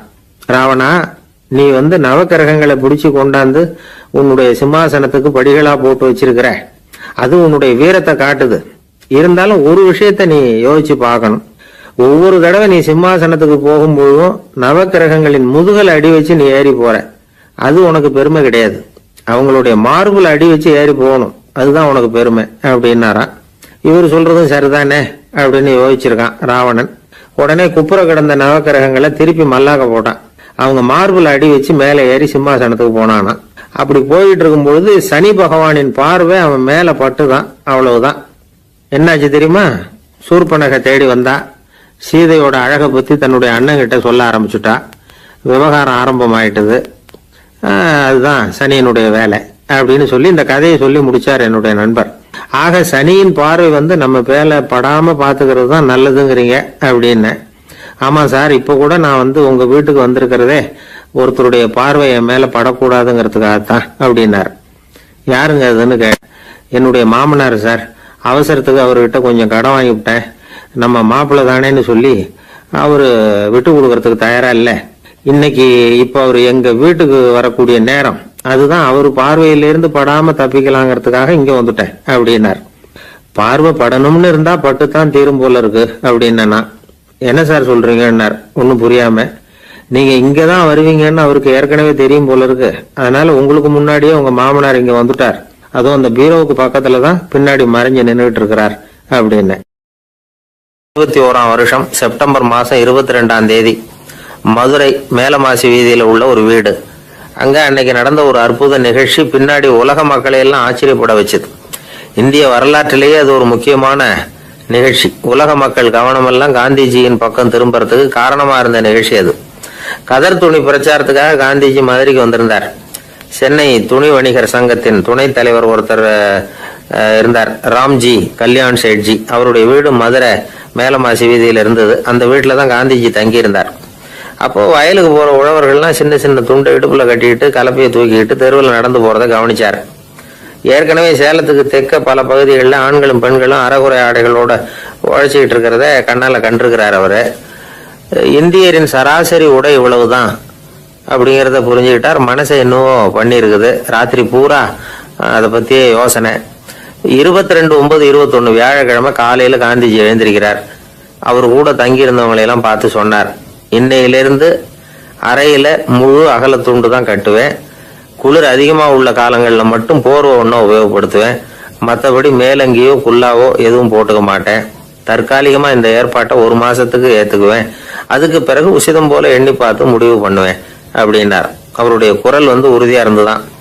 உடனே செயலில் இறங்கினார். தம்முடைய 10 முழ வேட்டி, மேலங்கி, உள் சட்டை, குல்லா எல்லாத்தையும் களைஞ்சார். வேட்டியிலிருந்து ஒரு 4 முழ துணியை எடுத்துக்கிட்டார். இதுக்கு உதவி செஞ்சவர் அன்னைக்கு விருதுநகர்ல பிரபல தொண்டரா இருந்த பழனிக்குமார பிள்ளை. வெட்டி எடுத்த துண்டை நீள வாக்குல ரெட்டையா மடிச்சாரு. அதை இடுப்புல துண்டு மாதிரி கட்டிக்கிட்டாரு. தலையில சின்ன உச்சி குடுமி, அறையில சின்ன துண்டு. அண்ணல் காந்தி ஆண்டி கோலத்துல காட்சி அளிக்கிறார். கூட இருந்தவங்களை பார்த்து காரைக்குடிக்கு புறப்படலாமே அப்படின்னார். அவர் நண்பர்களும் சீடர்களும் திகைச்சு போய் நிக்கிறாங்க. இந்த விரதம் நிரந்தரமா ஆயிடுமோங்கிற பயம் அவங்களுக்கு. எப்படியோ இந்த விவரம் ராஜாஜிக்கு அன்னைக்கு பிரபலமா விளங்கின தேசபக்தர் டாக்டர் TSS ராஜனுக்கு எட்டுச்சு. உடனே 2 பேரும் ஓடி வந்தாங்க. வேண்டாமே இந்த கோலம் அப்படின்னாங்க. காந்திஜி தன்னுடைய முடிவுல உறுதியா இருந்தார். ராஜாஜி என்னென்னமோ வாதமெல்லாம் பண்ணி பார்த்தார். உங்களுடைய வாதத்துக்கு என்னால பதில் சொல்ல முடியல, இருந்தாலும் நான் செய்யறது தான் சரிங்கிறதுல எனக்கு சந்தேகம் இல்லை. இன்னைக்கு அதிகாலை 3 மணி இருக்கும். நான் ஓரளவு விழிச்சுக்கிட்டேன். அதாவது உறக்கமும் விழிப்புமா இருந்த நிலையில எனக்கு இந்த எண்ணம் உண்டாச்சு. இது என்னுடைய அந்தராத்மாவின் ஆணை, அதை என்னால மீற முடியாது அப்படின்னு சொல்லிவிட்டாராம் காந்திஜி. கதர் பிரச்சாரத்துக்காக காரைக்குடிக்கு கிளம்பினார். வாசல்ல 4 மோட்டார் வண்டிகள் காத்துக்கிட்டு இருந்தது. வீதியில 2 பக்கமும் ஜனங்கள். காந்திஜி இடுப்பு துணியோட மோட்டார் வண்டியில ஏறினார். நண்பர்களும் சீடர்களும் மக்களும் உடல் சிலிர்க்க அந்த காட்சியை பாக்குறாங்க. மோட்டார் வண்டி நகர ஆரம்பிக்குது. எப்பேற்பட்ட காட்சி அது! சுக்கநாத பெருமானியே கூலி ஆளாக்கிய மண், அப்படி ஆக்கி மண் சுமக்க வச்ச மதுரை இல்லையா, அந்த மதுரை தான் காந்திஜி துறவி கோலம் கொள்றதுக்கும் காரணமா இருந்திருக்குது. இது இன்னைக்கு எத்தனை பேருக்கு தெரியும்? ஒரு தடவை காந்திஜி நேருவும் சுற்றுப்பயணம் செஞ்சாங்களாம். ஒரு இடத்துல நடந்து போயிட்டு இருக்கிறாங்க. குறுக்க ஒரு வாய்க்கால். நேரு என்ன பண்ணாரு தெரியுமா? தன்னுடைய இளமை துடிப்பை காட்டுறதுக்காக கொஞ்ச தூரம் பின்னாடி போய் அங்கேருந்து வேகமா ஓடி அந்த வாய்க்காலை தாண்டினாராம். காந்திஜி அப்படி பண்ணல. பக்கத்துல இருந்த பாலம் வழியா அந்த வாய்க்காலை கடந்து வந்தார். நேரு காந்திஜியை பார்த்து சிரிச்சுக்கிட்டே, என்ன மாதிரி நீங்களும் தாண்டி இருக்கலாமே அப்படின்னாராம். அதுக்கு காந்திஜி சிரிச்சுக்கிட்டே சொன்னாராம், 2 அடி முன்னேறதுக்காக 5 அடி பின்னாடி போறதா அப்படின்னாராம். ஒரு குழந்தை பிறந்து தான் ஒரு வீட்டில், அந்த குழந்தைக்கு என்ன பேர் வைக்கிறதுங்கிறது ஒரு தகராறு. இந்த குழந்தைக்கு என்ன பேர் வைக்கிறதுங்கிறதுல தகராறு வந்துடுது. யார்? கணவனுக்கும் மனைவிக்கும். அவன் என்ன சொல்கிறான், எங்கள் அப்பா பேரை தான் வைக்கணுங்கிறான் அவன். இந்த அம்மா என்ன சொல்லுது, இல்லை எங்கள் அப்பா பேரை தான் வைக்கணும் அப்படிங்குது. காலையிலேருந்து சண்டை, தகராறு. எதிர்த்த வீட்டுக்காரன் பார்த்தான், இது என்ன காலையிலேருந்து எதிர்த்த வீட்டில் தகராறு நடக்குது, என்னன்னு போய் கேட்டிருக்கான். என்னம்மா உங்களுக்கு உள்ள தகராறு, காலையிலேருந்து பார்த்தேன் அப்படின்னா. ஒன்றும் இல்லைம்மா, எங்கள் குழந்தைக்கு பேர் வைக்கிறதுல எங்களுக்கு உள்ள ஒத்து போக முடியல, நான் எங்கள் அப்பா பேரை வைக்கணுங்கிறேன், அந்த அம்மா அவங்க அப்பா பேரை வைக்கணுங்குது, அதுதான் எங்களால் குடும்பத்தில் ஒரு நிம்மதி இல்லாமல் இருக்கிறோம், தகராறு பண்ணிகிட்ருக்கோம் அப்படின்னு. நானா இப்போ எதிர்த்த வீட்டுக்காரன் சொல்லியிருக்கான், எதிர்த்த வீட்டுக்காரன்னு நான் எதுக்கு இருக்கிறேன், நான் பஞ்சாயத்து பண்ணி வைக்கிறேன், உங்களுக்குள்ள என்ன இது பேர் தானே வைக்கணும், ஏன்பா உங்கள் அப்பா பேர் என்ன அப்படின்னு அவனை கேட்டிருக்கான். எங்கள் அப்பா பேர் சீனிவாசன் அப்படின்றான். இந்த அம்மாவை உங்கள் அப்பா பேர் என்னம்மா, கிருஷ்ணன். இவன் யோசிச்சு பார்த்தான், குழந்தைக்கு சீனிவாச கோபாலகிருஷ்ணன் பேர் வைங்க போங்க அப்படின்ட்டு போயிட்டான். ஏற்ற விட்டு தீர்த்து வச்சுட்டு போயிட்டான். போனதுக்கப்புறம் இவங்க ரெண்டு பேரும் பேசிக்கிட்டாங்க. சரி, இந்த சீனிவாசன் சரி கிருஷ்ணன் சரி, நடுவில் கோபாலம் யாரு அப்படின்னு சொல்லி அவனை போய் இழுத்துட்டு வந்தான். எழுத்து வீட்டில் போய் அது யாரா, அது இங்கே வா, அது யாரா கோபாலன், அது எங்கள் அப்பா பேர், நீ அதை மட்டும் எதுக்கு விட்டு வைக்கிற, அதையும் சேர்த்து வச்சுட்டு போடான்னு. அதாவது குடும்பத்தில் ஒரு கணவனும் மனைவியும் ஒரு சின்ன விஷயத்தில் கூட ஒத்து போகலன்னா இப்படி தான் ஏற்று விட்டுக்காரன் பஞ்சாயத்துக்கு வருவான். கோபாலன்னு குறுக்க வருவான் ஒருத்தன். அப்படி அந்த அனுசரிப்புங்கிறது குடும்பத்தில் ரொம்ப அவசியம். கணவனும் மனைவி அது ஒன்றுக்கு மேலே இந்த கல்யாணம் பண்ணிக்கிறாங்க, அது ரொம்ப அவஸ்தை. ஒருவனுக்கு ஒருத்திங்கிறது நம்ம இதெல்லாம் சொல்கிறது. ஒன்றுக்கு மேற்பட்ட திருமணங்கள் சங்கடத்தில் தான் கொண்டு விடும். நிறைய சொல்லுவாங்க. உலகத்திலேயே ஒரு பெரிய இது என்ன தெரியுங்களா, இயற்கை நிர்ணயம் பண்ணுது. இப்போ நம்ம சில பேருக்கு எனக்கு பொம்பளை புள்ள வேண்டாம் ஆம்பளை புள்ள வேண்டாம்னு சொல்லி இந்த ஸ்கேன் பண்ணி என்னென்னவோ பண்ணிகிட்டு இருக்கிறாங்கல்ல. ஆனால் இயற்கை அந்த 50-50 ரேஷியோவை அது மெயின்டைன் பண்ணிகிட்ருக்கு. இந்த உலகத்தில் ஒரு அதிசயமான உண்மை என்னென்னா, 116 ஆம்பளை புள்ள பிறந்தா 100 பொம்பளை புள்ள பிறகுதான். உலக அளவில் 116 ஆம்பளை புள்ள பிறந்தா 100 பொம்பளை புள்ள பிறகுது. இது எதுக்கு 16 அதிகமாக பிறகுதுன்னா, அந்த வாலிப வயசு அடையிறதுக்குள்ளே 16 செத்து போகுது. 16 அங்கங்கே ஓடுறது, கொஞ்சம் முரட்டத்தனமாக போகிறதுனால செத்து போகுது. அந்த 50-50 இந்த ஒருத்தருக்கு ஒருத்தங்கிற ரேஷியோவை இயற்கை மெயின்டைன் பண்ணிட்டு இருக்கு. அது ஒரு பெரிய அதிசயம். அதை விட பெரிய அதிசயம் என்னன்னா, இந்த உலக யுத்தம் நடந்தது இல்லை, முதல் உலக யுத்தம், 2வது யுத்தம், அப்போ பார்த்துருக்குறாங்க, கணக்கு எடுத்துருக்குறாங்க. அந்த யுத்தம் முடிஞ்ச பிறகு 116 ஆம்பளை பிள்ளைக்கு பதிலாக 160 170 பிறக்க ஆரம்பிச்சுதான். 100 பெண் குழந்தைக்கு 170 180 ஆண் குழந்தை. இது எதுக்குன்னா, அந்த போரில் செத்து போகுதில்ல ஆம்பளை பிள்ளைகள், அதை ஈடுகட்டுறதுக்காக அதிகமாக பிறக்க ஆரம்பிச்சிருக்கு. அந்த அளவுக்கு இயற்கை ஒரு பெரிய ரேஷியோவை மெயின்டைன் பண்ணுது. அதாவது ஒருவனுக்கு ஒருத்திங்கிறத அது சொல்லிகிட்டு இருக்கு. புறாவெல்லாம் வளர்த்திங்கன்னா, நான் கூட புறா வளர்த்துருக்குறேன் ஊரில். புறா வளர்த்திங்கன்னா ஒரு தடவைக்கு 2 முட்டை தான் விடும் ஒரு வீட்டுக்கு. அந்த 2 முட்டையும் குஞ்சு பறிச்சுன்னா அதில் ஒன்று ஆணாக இருக்கும், ஒன்று பொண்ணாக இருக்கும்.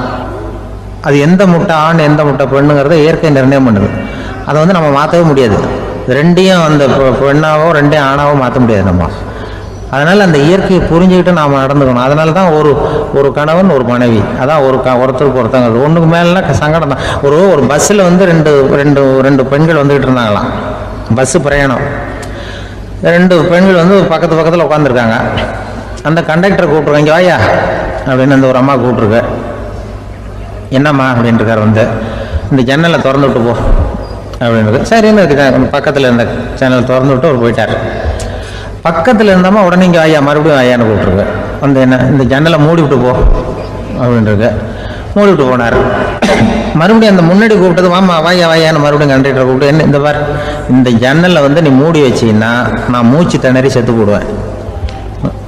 அப்புறம் உடனே பக்கத்தில் இருந்தம்மா தபாரியா அந்த அம்மா பேச்சை கேட்டுட்டு நீ திறந்து வச்சின்னா நான் குளிர் தாங்காமல் செத்து போடுவேன் அப்படின்றது. அவர் தலையை பிச்சுக்கிறார் கண்டக்டர். என்னடா பெரிய ரொம்ப போச்சு, கொஞ்சம் தூரம் பிரயாணம், இதில் கூட அட்ஜஸ்ட் பண்ணி போகக்கூடாதா அப்படின்னு. அப்போ அந்த பஸ்ஸில் பின்னாடி ஒருத்தன் கடைசி சீட்டில் வெயில் தாங்காமல் சட்டையெல்லாம் கட்டி போட்டுட்டு ஒரு கிராமத்து ஆள் பீடி குடிச்சிட்டு வரான். அவர் கூப்பிட்ருக்கான் அந்த ஆள், அந்த கண்டக்டர், இங்கே வாயா அங்கே என்ன தகராறு அப்படின்னு. அந்த எதிர்த்து வீட்டுக்காரன் வந்தானே முன்னாடி பஞ்சாயத்துக்கு, அது மாதிரி கண்டக்டர் இங்கே வாயா, அவன் ஏன் நீ என்ன சொல்ல போகிற அப்படின்ட்டு வந்திருக்கான்.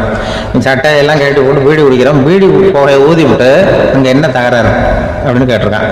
ஒன்றும் இல்லையா, அந்த அம்மா ஜன்னலை திறந்தா செத்து போவாங்குது, இந்த அம்மா ஜன்னலை மூடுனா செத்து போவேங்கிறது, நான் என்னையா பண்ணுறது ஒரு ஆள், இதுக்கு ஏன் கவலைப்படுறேன், நான் சொல்கிறத கேள்வி, நான் தீர்த்து வைக்கிறேன் பிரச்சனையை அப்படின்னு சொல்லிவிட்டு பீடியை எடுத்துக்கிட்டு புகையை ஊதிவிட்டு சொன்னானா, கொஞ்ச நேரம் அந்த ஜன்னலை மூடி வை, அந்த அம்மா செத்து போவோம், அப்புறம் திறந்து வை, இந்த அம்மா செத்து போவோம், நாம் நிம்மதியாக போகலாம் அப்படின்னு சொல்லிட்டு பீடி குடிக்க ஆரம்பிச்சிட்டாங்க. அவருக்கு கோவம் வந்துட்டுது கண்டக்டருக்கு, நீ உனக்கு என்னங்க நீ பாட்டுக்கு சொல்லிட்டு கொடுவ, அந்த 2 அம்மாவும் செத்து போச்சுன்னா அவங்க வீட்டுக்காரனுக்கெல்லாம் யார் பதில் சொல்கிறது அப்படின்னா, கவலையே படாத 2 பேருக்கும் நான் தான் வீட்டுக்காரன், அதனால தான் அந்த யோசனையை சொன்னேன் அவங்ககிட்ட. இதுதான் அந்த ஒன்றுக்கு மேலே போச்சுன்னா அது இயற்கைக்கு விரோதம், இப்படிலாம் ஆகும். அதனால தான் அவன் அவ்வளவு ஒன்றுமே வேண்டான்ட்டு கடைசி பெஞ்சு இதில் போய் சீட்டில் உட்காந்துக்கிட்டான். அப்படி அது இயற்கையை புரிஞ்சுக்கிட்டு வாழணுங்கிறது முக்கியம். குடும்பத்தில் கணவனுடைய பங்கு என்ன, மனைவியினுடைய பங்கு, குழந்தை குட்டிகள்லாம் சொல்லுவாங்க, அப்படி இருக்கணும். கணவன்கிறவனுக்கு நிறைய சகிப்புத்தன்மை தேவைப்படுது. மனித நேயம்ங்கிறத பற்றி சொல்லுவாங்க. மனித நேயம் ஏன்னா ஒரு கணவன் கணவனாக இருக்கணும், மனைவி மனைவியாக இருக்கணும். ஒரு மனுஷன் இன்னைக்கு மனிதன் மனிதனாக இல்லை, மனித நேயம் குறைஞ்சி போச்சு, இது குடும்ப உறவுகள்லாம் ரொம்ப மாறி போச்சுன்னு சொல்ல. இப்போ நாகரிகத்தில் அப்படி தான் இருக்குது. ஒரு இதில் ஒருத்தன் என்ன பண்ணியிருக்கிறான், ஒரு சின்ன பையனை கொண்டு வந்தானா, ஒரு சின்ன பையன் பக்கத்தில் இருக்கான். ஒரு பெரியவர் கேட்டிருக்காரு, யாருப்பா அந்த பையன் அப்படின்னு கேட்டிருக்காரு. இவன் சொன்னான்னா, இந்த பையன் எனக்கு தூரத்து உறவு, எனக்கு தூரத்து உறவுன்னு இருக்கான். சரி, தூரத்து உறவுன்னா எப்படி அப்படின்னு கேட்டிருக்கான். இந்த பையன் எங்கள் அப்பாவுக்கு 8வது பிள்ளை அப்படின்னானா, கூட பிறந்தவனே அவ்வளோ தூரமாக போயிட்டான், 8வதாக பிறந்தான். அப்படி இருக்கு குடும்ப உறவுகள்ங்கிறது. மனுஷனுக்கு வேல்யூ விஞ்ஞானம் எப்படி போட்டிருக்குன்னா, ஒரு மனித உடம்புல இருக்கிற கால்சியத்தை மட்டும் தனியாக எடுத்தால் ஒரு சின்ன ரூமுக்கு வெள்ளை அடிக்கலாமா, ஒரு மனுஷ உடம்புல இருக்கிற பாஸ்பரஸை மட்டும் தனியாக எடுத்தால் ஒரு 40 நெருப்பு வச்சு தயார் பண்ணலாம். ஒரு மனுஷ உடம்புல இருக்கிற இந்த கொழுப்பு சத்தை மட்டும் தனியாக எடுத்தால் ஒரு 7-8 சோப்பு கட்டி தயார் பண்ணலாம். அது மாதிரி ஒரு மனுஷ உடம்புல இருக்கிற இரும்பு சத்தை மட்டும் தனியாக எடுத்தால் ஒரு 2 அங்குல அணி 2 செய்யலாம். இவ்வளவுக்கும் விலை போட்டால் 42 ரூபா 50 காசு. இதுதான் மனுஷனுக்கு விஞ்ஞானம் போட்டிருக்கிற விலை. அது எப்போ அது ஒசரும்னா, அவன் மனுஷனாக இருக்கிற வரைக்கும் இருக்கிறப்ப தான். அதுவும் செத்து போனால் அதுவும் கிடையாது, செத்து போனால் அதுவும் குறைஞ்சிரும். மிருகங்களுக்கெல்லாம் அப்படி இல்லை, செத்ததுக்கு அப்புறம் விலை கூடும். அங்கெல்லாம் எல்லா ஊர்லையும் பார்த்தீங்கன்னா உயிர் கோழி 50 ரூபா, உரிச்ச கோழி 60 ரூபான்னு போட்டுருவோம். செத்ததுக்கு அப்புறம் 10 ரூபா அதிகம். மனுஷனை நீ உயிர் மனுஷன் 42 ரூபா 50 காசு, செத்ததுக்கு அப்புறம் 52 ரூபான்னா நீயே வச்சுக்கிடாது, எனக்கு எதுக்குன்ட்டு போட்டு. அவன் எப்போ அவனுக்கு வேல்யூ கூடும்னா, மனிதன் மனிதனாக வாழும்போது தான் வேல்யூ கூடும். குடும்பத்தில் அந்த அந்த பாசத்தோடு வாழணும்னு கடவுள்கிட்ட கேட்டு சொன்னாங்களே, அதுதான். இந்த சமூகம்ங்கிறதும் ஒரு பெரிய குடும்பம்தான். அதனால தான் இந்த நாட்டுக்குள்ள பெருமையை எல்லாரும் ஒற்றுமையாக இருந்தால் எதையும் சாதிக்கலாம்ங்கிறது தான் இந்த நாட்டுக்குள்ள பெருமை, அப்படி நிரூபிச்சோம். அதனால சமூகம்ங்கிறதும் ஒரு குடும்பம் மாதிரி இருக்கிறது தான் பெருசு. இப்போ சில இதெல்லாம் இப்போ ஜாதி மத வேறுபாடெல்லாம் நம்முடைய முன்னேற்றத்தை தடுக்கும். விலங்குகள் நம்மளோட மேலானது. அதான் ஒரு ஊரில் ஒரு சிவன் கோயில் இருந்துதான். சிவன் கோயிலில் அந்த புறாவெல்லாம் வளர்ந்துக்கிட்டு இருந்திருக்கு. அந்த மாடத்தில், சிவன் கோயில் மாடத்தில் புறாவெல்லாம் குடியிருந்துருக்கு. உடனே அதுக்கு கும்பாபிஷேகம் பண்ணுறதுக்காக ஊரில் திட்டம் போட்டாங்க. சிவன் கோயிலுக்கு வெள்ளடிக்க ஆரம்பித்தாங்க. வர்ணம் பூச ஆரம்பித்ததும் அதுக்கு சாரம் கட்டுவாங்கல்ல, இந்த குச்சியெல்லாம் வச்சு சாரம் கட்டுவாங்க. உடனே இந்த புறாவெல்லாம் என்ன பண்ணிச்சான், இனிமேல் நம்ம இங்கே வெள்ளை அடிக்கிறாங்க, கும்பாபிஷேகம் வருது, நம்ம இங்கே குடியிருக்க முடியாது, எதிர்த்தாப்புல எங்கே போகலான்னு பார்த்துருக்கு. இந்த உயரம் கோபுரத்தில் இருந்த புறாவெல்லாம் எதிர்த்தாப்புல ஒரு மாதா கோயில் இருந்திருக்கு, சர்ச்சு. அங்கே சில மாடங்களில் புறாவெல்லாம் இருக்குது, சில மாடம் இருக்குது. உடனே நம்மளாம் அங்கே போடுவோம் கொஞ்சம் காலத்துக்குன்னு எல்லாம் புறப்பட்டு இந்த மாதா கோயிலுக்கு போட்டுது. அங்கே போனால் அங்கே இருக்கிற புறாவோடு சேர்ந்து இதுவும் குடியிருந்துட்டு இருக்கு. கொஞ்ச நாள் என்னாச்சு, அங்கே கிறிஸ்மஸ் வந்துட்டுது. கிறிஸ்மஸ் வந்ததும் சரி இங்கேயும் வெள்ளடிக்க ஆரம்பிக்கிறாங்க. நம்ம மறுபடியும் எங்கடா போகிறதுன்னு பார்த்தா, அங்கே இருக்கிற புறாவோட சேர்ந்து இதுவும் சேர்ந்து நேராக ஒரு பள்ளிவாசல் இருந்தது. எதுக்கு அங்கே இருக்கிற மாடத்தில் போய் அங்கே குடியேறிட்டுது எல்லாம். அங்கே போனால் அங்கே ரமலான் மாதம் ரம்ஜானுக்காக அதையும் புதுப்பிக்க ஆரம்பித்தாங்க. இது என்ன பண்ணுறதுன்னு சொல்லி இந்த 3 செட்டு புறாவும் சேர்ந்து என்ன பண்ணிச்சு, எங்கே போகலான்னு பார்த்தா மறுபடியும் அதுக்குள்ளே இந்த சிவன் கோயிலில் கும்பாபிஷேகம் முடிஞ்சிருக்கு. அங்கே போடுவோம் எல்லாருன்னு சொல்லி எல்லா புறாவும் அந்த சிவன் கோயிலுக்கு வந்துட்டுது. அங்கே போய் மாடத்தில் அதை குடியிருந்துட்டுது. அப்போ திடீர்னு ஒரு நாள் பார்த்தா ஒரே கலவரம் பூமியில் எல்லாம் ஒருத்தன் அருவாளை தூக்கிட்டு நிற்கிறான், குச்சி எடுத்து ஒருத்தனை சுட்டுக்கிறான், ஒரே கலவரம் சத்தம், ஒரே மத கலவரம் வந்துட்டுது ஊரில். அப்போது புறாவெல்லாம் மாடத்தில் இருந்துக்கிட்டு ஒரு குஞ்சு புறா அவங்க அம்மாட்ட கேட்டு தான், இது என்ன இந்த மனுஷனுக்கு என்ன ஆச்சு, இந்த மனுஷனுக்கு என்ன ஆச்சு, அவன் கத்தியை தூக்கிட்டு நிற்கிறானே அப்படின்னு கேட்டுதான். ஒரு குஞ்சு புறா அவங்க அம்மாட்ட கேட்டுதான், அம்மா புறா. இப்போ அம்மா அந்த புறா சொல்லிச்சான், மனுஷனுக்கு இப்போ மதம் பிடிச்சிருக்கு, அதான் கத்தியை தூக்கிட்டு நிற்கிறான் அப்படின்றது. இப்போ நமக்கெல்லாம் பிடிக்கலையே அப்படின்னு தான். அப்போ அந்த புறா சொல்லிச்சான், அந்த பாருமா, நாம் இந்த சிவன் கோயிலில் இருந்தாலும் நமக்கு புறான்னு தான் பேர், இந்த மாதா கோயிலுக்கு போனாலும் நமக்கு புறான்னு தான் பேர், பள்ளிவாசலுக்கு போனாலும் நமக்கு புறான்னு தான் பேர். அந்த மனுஷன் அப்படி இல்லை. அவன் இங்கே இருக்கிற வரைக்கும் இந்துன்னு சொல்லுவான், அங்கே மாதா கோயில் இருந்தான்னா கிறிஸ்தவன்னு சொல்லுவான், பள்ளிவாசலில் இருந்தான்னா முஸ்லீம்னு சொல்லுவான். அப்போ குஞ்சு புறா அது என்ன இப்படி பண்ணுறாங்க மனுஷங்க, இப்போ அவங்கள விட நம்ம வசதி போல் இருக்க, நம்ம தேவலாம் போல் இருக்க அப்படின்னு தான் அந்த குஞ்சு புறா. அப்போ அந்த தாய் புறா சொல்லிச்சான், உண்மைதான், அதனால தான் நம்ம மேலான இடத்துல இருக்கிறோம், அவன் கீழே நிற்கிறான் இன்னமும் அப்படின்னு சொல்லிச்சான். இதுதான் அந்த குடும்பம்ங்கிறது, சமுதாயம்ங்கிறது ஒரு பெரிய குடும்பம். அது இந்த புறாகிட்டேருந்து மனுஷன் கற்றுக்க வேண்டியிருக்குது. அப்படி இருக்குது இன்றைக்கி மனுஷனுடைய நிலைமை. அதை புரிஞ்சுக்கணும். அப்படி தான் ஒவ்வொரு இதுலேயும் நாம் நடந்து கொள்ள வேண்டியிருக்குது. மிருகங்கள்டேருந்து கற்றுக்கிற வாய்ப்பெல்லாம் இருக்குது. அப்படி சொல்லுவாங்க. இதில் ஒரு பெரிய நீதிபதி இருந்தார், சென்னையில் உண்மையாக நடந்தது. சென்னையில் ரொம்ப காலத்துக்கு முன்னாடி காந்தி இருந்த காலத்தில் சென்னையில் ஒரு நீதிபதி, அவர் ஒரு நாள் நீதி கோர்ட்லாம் விட்டு ரொம்ப கஷ்டப்பட்டு ராத்திரி சும்மா போய் உடனே வீட்டுக்கு வரல, கோர்ட்டினுடைய நடவடிக்கை முடிஞ்சு வீட்டுக்கு வராமல் போய் எங்கெங்கேயோ போய் சுற்றிவிட்டு அந்த நண்பர்களோடு அப்படி உல்லாசமாக அப்படி கொண்டாடிவிட்டு ராத்திரிக்கு வந்திருக்கிறாரு வீட்டுக்கு 1 மணிக்கு. அப்போ அந்த வயசான அம்மா வாசல்லையே காத்துக்கிட்டு இருக்கு. உள்ளே போச்சு நீதிபதி, இன்னும் வந்து சேரலேன்னு வாசல்லையே நின்றுட்டு இருந்துதான். அப்போ அது வந்த உடனே பலார்னு அரைஞ்சு விட்டாங்களாம் அந்த அம்மா. ஏன்டா அவ்வளோ தூரம் எங்கே போனேன், என்னதான் நீதிபதியாக இருந்தாலும் அவங்களுக்கு உள்ள தானே, பலார்னு அரைஞ்சு விட்டாங்க. உடனே அவர் கலங்கி போய் அழுதாராம். மறுநாள் கேட்டிருக்காங்க அந்த பக்கத்தில் இருந்தவங்க, ஏன் நீ பெரிய நீதிபதி, பெரிய பதவியில் இருக்க, அதனால் உன்னை உங்கள் அம்மா அடிச்சிட்டாங்கன்னு அழுதியா அப்படின்னு கேட்டாங்களாம்.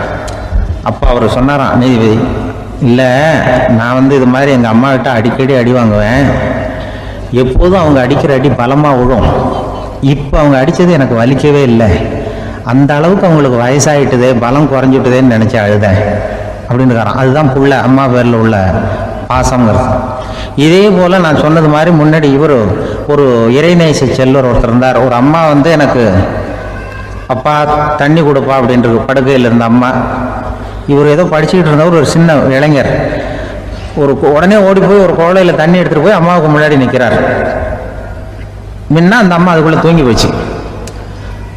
இவர் அந்த தண்ணியை வச்சுக்கிட்டு அவர் பாட்டு நிற்கிறாரு. விடிஞ்சு போச்சு. விடிகிற சமயத்தில் அந்த அம்மா முடிச்சு பார்க்குது, பையன் தண்ணியோட கையில் வச்சுட்டு நிற்கிறார்.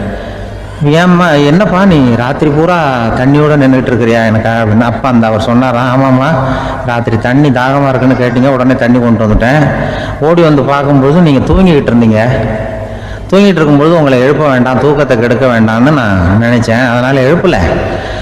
தூக்கம் முழிக்கிற சமயத்தில் உடனே தாகமாக இருக்கும், தண்ணி குடிக்கணும்னு ஆசைப்படுவீங்க, அதனால தண்ணியை பக்கத்திலே வச்சுட்டு நிற்கிறேன் அப்படின்னு அந்த இளைஞர் சொன்னாராம்.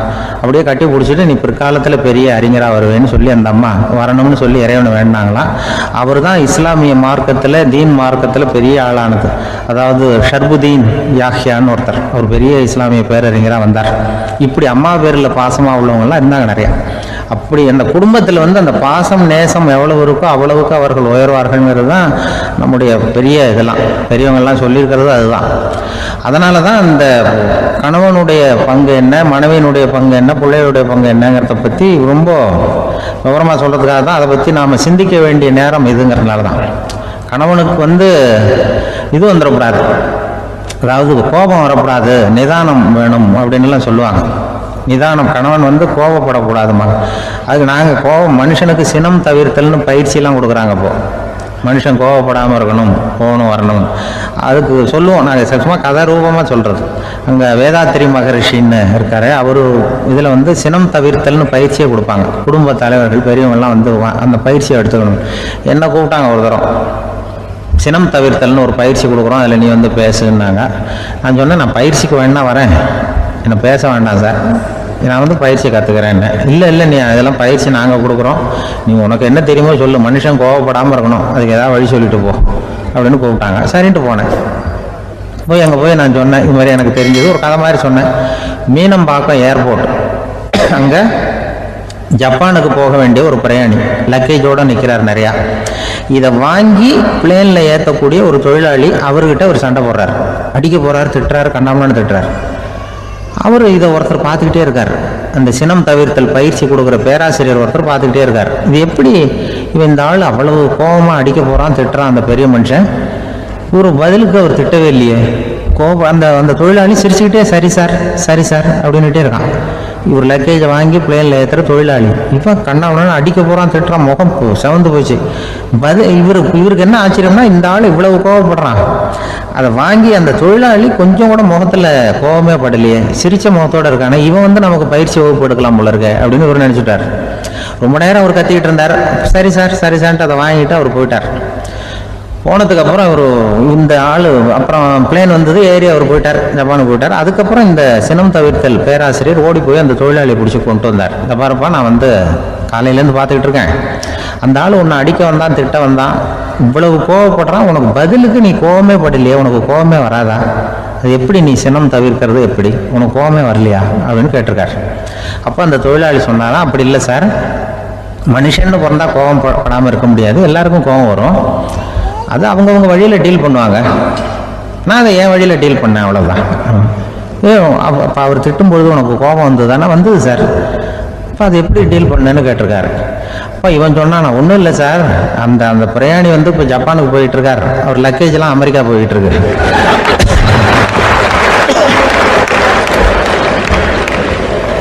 இதுக்கு நாம் எதுக்கு சார் அனாவசியமாக அவன்கிட்ட போய் சண்டை போட்டுக்கிட்டேன்?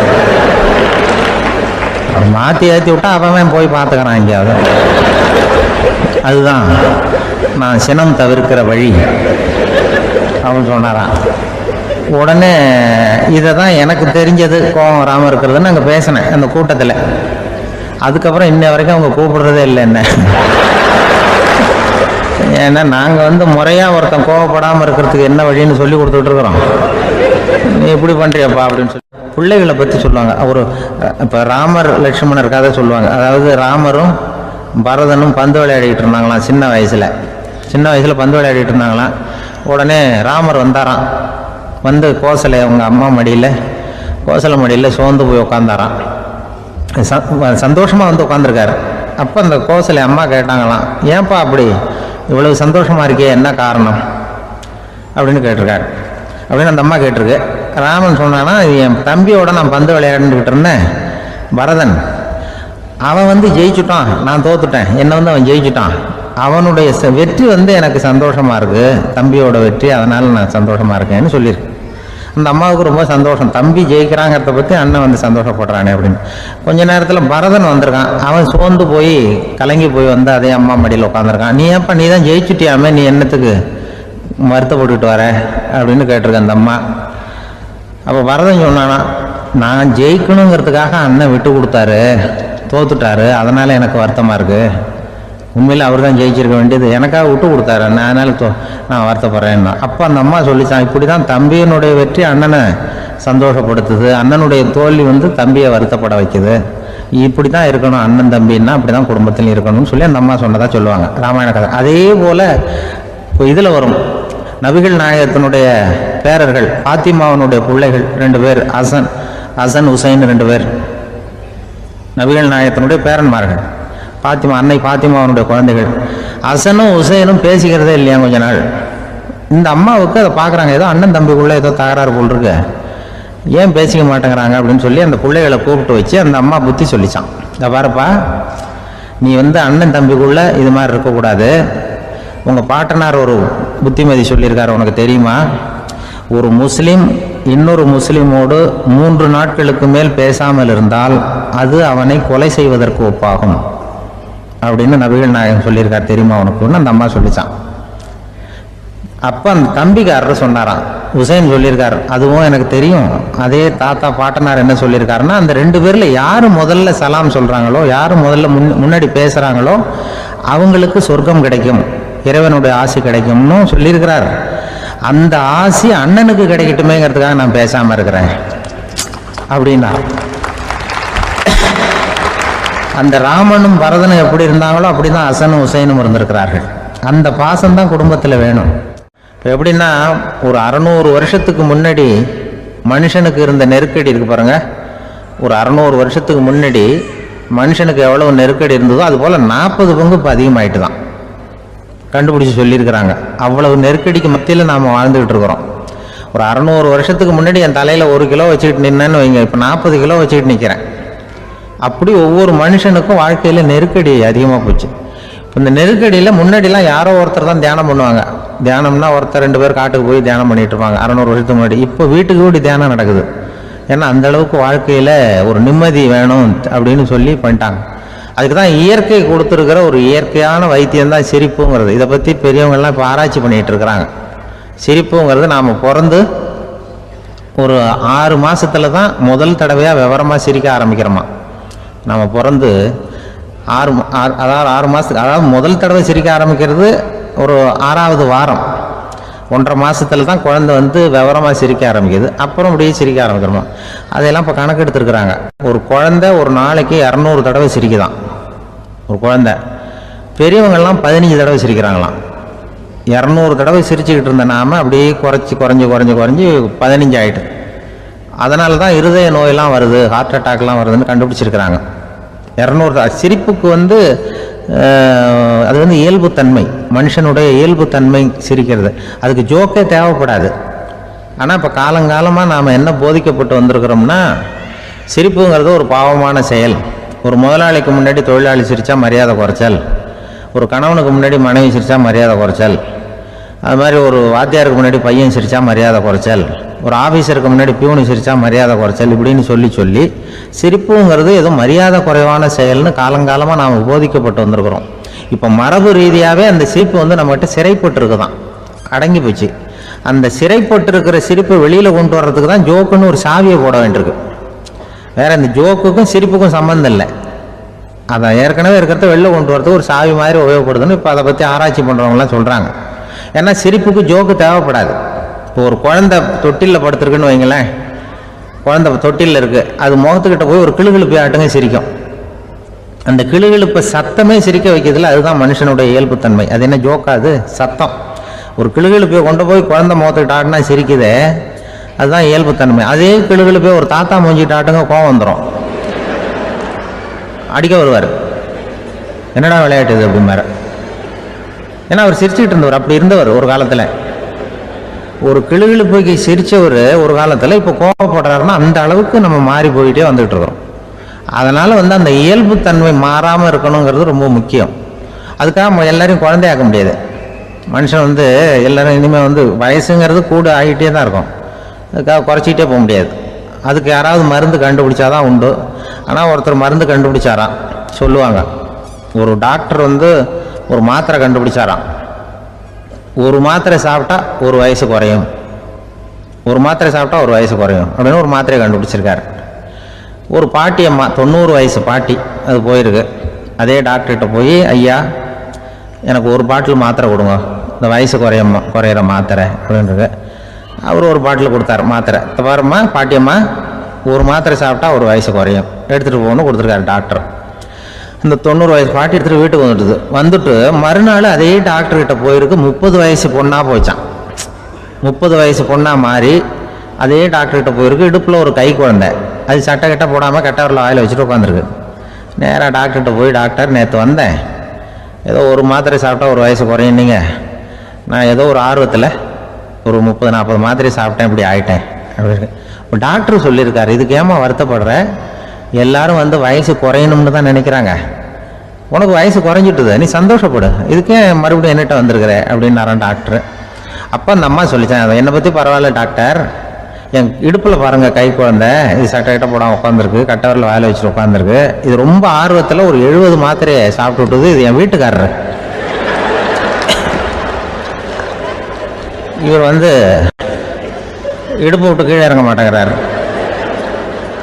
நான் எதையாவது கொடுத்து இனிமேதான் வயசை கூட்டி இறக்கி விடுவேன் டாக்டர் அப்படின்னு தான். அவர் வந்து ஏதோ நமக்கு அதுக்கும் சம்மந்தம் இல்லைங்கிறது மாதிரி கட்டாரில் வச்சுட்டு அவர் பாட்டு உட்காந்துருக்காரு. ஏதோ நமக்கு இந்த உலகமே இல்லை, நமக்கு சம்மந்தம் இல்லைங்கிற மாதிரி உட்காந்துருக்காரு. இப்படியே நான் தூக்கிட்டு எங்கே அலையிறது இது அப்படின்னு தான். அதனால் வயசை குறைக்கிறது இயற்கைக்கு விரோதமாக நாம் பண்ண முடியாது. ஆனால் இந்த இயல்பு தன்மை மாறாமல் வச்சுக்கலாம். குழந்தை மாதிரி மாற முடியாதே தவிர அந்த குழந்தை தன்மையோடு வாழறதுக்கு கற்றுக்கணும். அதுதான் வாழ்க்கையில் இன்பமாக வாழறதுக்கு வழி. குழந்தைத்தனமாக இருக்கக்கூடாது, குழந்தை தன்மையோடு இருக்கணும்னு சொல்லுவாங்க. குழந்தை தன்மைங்கிறது வேற, குழந்தைத்தனம்ங்கிறது வேற. அப்படி ஒரு மாத்திரை கண்டுபிடிச்சிட்டா இப்போ யாராவது ஒருத்தவங்க இடுப்பில் குழந்தைய தூக்கிட்டு போனால் போய் கேட்கணும், ஏம்மா இது ஏன் வீட்டுக்காரரா உன் குழந்தையா அப்படின்னு கேட்டு அதுக்கப்புறம் அவருக்கு வணக்கம் சொல்லணும். இப்படிலாம் ஆகிடும் நிலைமை. இயற்கையை நம்ம மாற்ற முடியாது. அதுக்கு தகுந்தாப்புல தான் நாம் பண்ணணும். குழந்தை தன்மையோடு வாழறதுக்கு குடும்பத்தில் குழந்தை தன்மைங்கிறது எப்படின்னா, இப்போ ஒரு சில பேருக்கு அந்த குழந்தைத்தன்மை உண்டு. ஒரு வீட்டில் ஒரு புள்ள படுத்துருக்கு, அம்மா எழுப்புறாங்க, காலேஜுக்கு நேரமாச்சு எழுந்திருப்பா, காலேஜுக்கு நேரமாச்சு எழுந்திருப்பா அப்படின்னு. அந்த அம்மா அந்த புள்ளை சொல்லியிருக்கு, ஐயோ எனக்கு காலேஜுக்கு போகிறதுக்கே பிடிக்கலம்மா, என்னை தொந்தரவு பண்ணாத, காலேஜுக்கு போகிறதுக்கு எனக்கு பிடிக்கல அப்படின்னு தான். அப்போ அந்த அம்மா சொல்லியிருக்கு, ஏன் உனக்கு காலேஜுக்கு போகிறதுக்கு பிடிக்கல, கல்லூரிக்கு போகிறதுக்கு, அதுக்கு 2 காரணம் சொல்லு அப்படின்னு. அப்போ அந்த புள்ளை சொல்லிச்சான், ஏன் பிடிக்கலன்னா கல்லூரியில் இருக்கிற வாத்தியாருக்கும் என்ன பிடிக்க மாட்டேங்குது, ஆசிரியர்களுக்கும். 2வது காரணம், கல்லூரியில் படிக்கிற மாணவர்களுக்கும் என்ன பிடிக்கல, அதனால் நான் காலேஜுக்கு போக மாட்டேன்ற குழந்தை புள்ள சொல்லியிருக்கு. அம்மா அப்படிலாம் நீ இதுக்காக போகாமல் இருக்கக்கூடாது, நீ போய் தான் ஆகணும் அப்படின்னு பிடிவாதமாக அந்த அம்மா பிள்ளைய எழுப்பினாங்களாம். சரி, நான் எதுக்கு காலேஜ் போகணும்னு சொல்கிறேன், அதுக்கு நீ 2 காரணம் சொல்லு அப்படின்னு தான் அந்த புள்ள. அப்போ அந்த அம்மா சொன்னாங்களாம், நீ ஏன் காலேஜுக்கு போகணும்னா, முதல் காரணம் உனக்கு வயசு 52, 2வது காரணம் நீ தான் பிரின்சிபால் அப்படின்னு தான். என்ன இருந்தாலும் அவங்க அம்மாவுக்கு அது புள்ள தானே. அதுதான் குழந்தை தன்மைங்கிறது. 52 வயசுலேயும் குழந்தை தன்மையோடு இருக்கார் பாருங்க, அதுதான் அந்த குழந்தை தன்மையோடு வாழறது தான் வெற்றிக்கு வழின்னு சொல்லுவாங்க. ஒரு அம்மா சொல்லுது, அதாவது கணவன் மனைவியாக இருந்துட்டு அப்புறம் விவாகரத்து வாங்கிட்டு அதுக்கப்புறம் அந்த அம்மா பேசுகிறத நேற்று தொலைக்காட்சியில் போட்டாங்க. அது என்ன சொல்லுதுன்னா, நாங்கள் கணவனும் மனைவியாக இருக்கிறப்போ எங்களுக்குள்ளே சண்டை வந்துக்கிட்டு இருந்தது, இப்போ விவாகரத்து வாங்கிட்டு இப்போ நண்பர்களாக இருக்கிறோம், இப்போ சண்டையே வர்றதில்லை எங்களுக்குள்ள. அப்படி பாருங்கள், கணவன் மனைவியாக இருந்தப்போ சண்டை வந்து தான், விவாகரத்து வாங்கினது மறுபடியும் நாங்கள் நல்லபடியாக தான் இருக்கிறோம், ஒன்றும் எங்களுக்கு சண்டை வரல. அப்படி இருக்குது இப்போ காலம் போய்கிட்டு இருக்கு. நேற்று அப்படி ஒரு இது என் கூட வேலை பார்க்குறப்போ ஒரு அம்மா இருந்தாங்க. அவங்க எப்போதும் அவங்க வீட்டுக்காரர் படத்தையே வச்சுருப்பாங்க, கையில் பத்திரமா வச்சுருப்பாங்க. அவ்வளவு மரியாதை மதிப்புன்னு சொல்லி நாங்கள்லாம் அவங்கள பெருசாக நினைப்போம். இது எதுக்குமா அவங்க வீட்டுக்காரர் படத்தை பத்திரமா இல்லை கையிலே வச்சுருக்கீங்களே, ஆஃபீஸுக்கெல்லாம் எடுத்துகிட்டு வச்சு அடிக்கடி எடுத்து பார்த்துக்குவாங்க. அவ்வளவு பிரியமாக அவங்க வீட்டுக்காரர் இல்லை. ஆமாம், எனக்கு ஏதாவது பிரச்சனை வந்துடுதுன்னா உடனே எங்கள் வீட்டுக்காரர் படத்தை எடுத்து பார்ப்பேன். பரவாயில்ல, இப்படி ஒரு இதாக, ஆமாம் இதை பார்த்துட்டு நினச்சிக்குவேன், இதை விட பிரச்சனை வேறு என்ன இருந்துட போகுது உலகத்தில் அப்படின்னு நினச்சிக்குவேன். உடனே எனக்கு எல்லாம் போயிடும் அப்படின்ட்டு தான். அப்படி ஒரு அம்மா இருந்தாங்க, இப்போ இருக்காங்க, வேலை பார்த்துக்கிட்டு இருக்காங்க. அப்படிலாம் நீங்கள் இருக்கிற தாய்மார்கள் பெண்கள் யாராவது அப்படி கூட பண்ணலாம். எப்போதுமே உங்கள் வீட்டுக்காரர் படத்தை கையில் வச்சுக்கோங்க. அது ஒரு யோசனை, குடும்பம் குதூகலமாக இருக்கிறதுக்கு அது ஒரு யோசனை. அதே மாதிரி இவங்களும் அவங்க படத்தை வச்சுக்கலாம், வச்சுக்கிட்டு பிரச்சனை வரும்போது பார்த்துக்கணும், இதை விட நமக்கு என்ன வந்துட போகுது பெருசா அப்படி தான் இருக்கணும். குடும்பம் நல்லபடியாக இருக்கணும்னா அதுக்கு இப்போ சொல்லுவாங்க, கடவுளே ஒரு வீட்டு கணவன், வீட்டு தலைவர் கனவுல வந்தாராம். கடவுள் இது மாதிரி உன்னை விட்டுட்டு உங்கள் குடும்பத்தை உன்னையெல்லாம் விட்டுட்டு போக போகிறேன்னா, அதனால் ஏதாவது வரம் வேணும்னா கேட்டு போய் வாங்கிக்கோ அப்படின்னு கடவுள் சொன்னாராம் அந்த குடும்ப தலைவர்கிட்ட. அவருக்கு என்ன கேட்குறதுன்னு புரியல. கடவுள் விட்டுட்டு போகிறேங்கிறாரு, ஏதாவது வரம் கேட்டுக்கோ அப்படின்னு. நம்ம என்ன பண்ணுறது, என்ன கேட்குறதுன்னு ஒன்றும் புரியல, குழம்பிக்கிட்டு இருந்தான் அந்த ஆள் கனவுல. இப்போ கடவுள் சொன்னாரா, சரி நீ ரொம்ப குழப்பமாக இருக்க, நாளைக்கு மறுபடியும் உன் கனவுல வரேன், அதுக்குள்ளே நீ முடிவு பண்ணி வை, உனக்கு என்ன வரம் வேணுமோ கேட்டு வாங்கிக்கோ, உனக்கு வரம் கொடுத்துட்டு நான் போயிடுறேன், உன்னை விட்டுட்டு போகிறதா நான் முடிவு பண்ணிட்டேன் அப்படின்ட்டுருக்காரு கடவுள். சரி ஒரு நாள் அவகாசம் கொடுங்க, நாளைக்கு நான் அதுக்குள்ளே முடிவு பண்ணி வைக்கிறேன்ட்டு அவர் வந்தார். மறுநாள் மூழ்கிக்கிட்டு மனைவி மகன் மக்கள் எல்லாரையும் கூப்பிட்டார், குடும்பத்தில் எல்லாரையும். அப்படி வாங்க, இது மாதிரி நேற்று கனவுல வந்தார் கடவுள், நம்மளை விட்டுட்டு போக போகிறாராம், என்ன வரம் வேணும்னு கேட்டு வாங்கிங்கோ அப்படின்னு போய் சொல்லிட்டார். என்ன கேட்குறதுன்னா அப்படின்னு அந்த கணவன் கேட்குறான். இந்த மனைவி சொல்கிறாங்க, என் உடம்பு பூரா நகையாக இருக்கணும் அப்படின்னு கேளு அப்படின்ட்டுருக்கு. அதுக்குள்ளே அந்த ஒரு பொண்ணு ஓடி அப்படிலாம் கேட்காதப்பா கடவுள்கிட்ட, இப்போ இருக்கிற சொத்து எவ்வளோ இருக்கோ அதுபோல் இன்னொரு பங்கு வேணும்னு கேளு. அப்படின்னு அந்த பையன் வந்து அவன் வேற சொன்னான், அவன் அது நமக்கு வந்து இது போல் ஒரு 10 பங்காவது வேணும், 2 பங்களா கார் வேணும் அப்படின்னு அவன் ஒரு லிஸ்ட்டை கொடுத்தான்.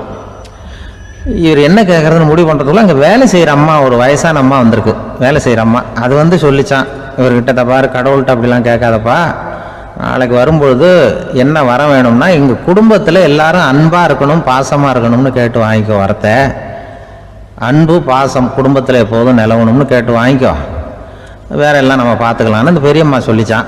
மறுநாள் அதே மாதிரி படுத்து தூங்கினார். கடவுள் கனவுல வந்தார்.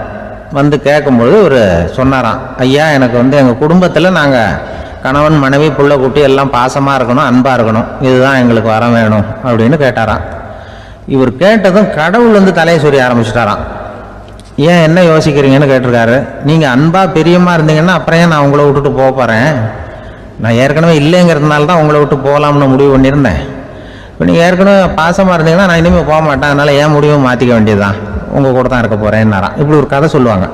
அதனால் ஒரு குடும்பத்தில் அந்தந்த உறவு முறைகள் சரியாக இருக்கிற வரைக்கும் எல்லாம் நல்லாயிருக்கும்.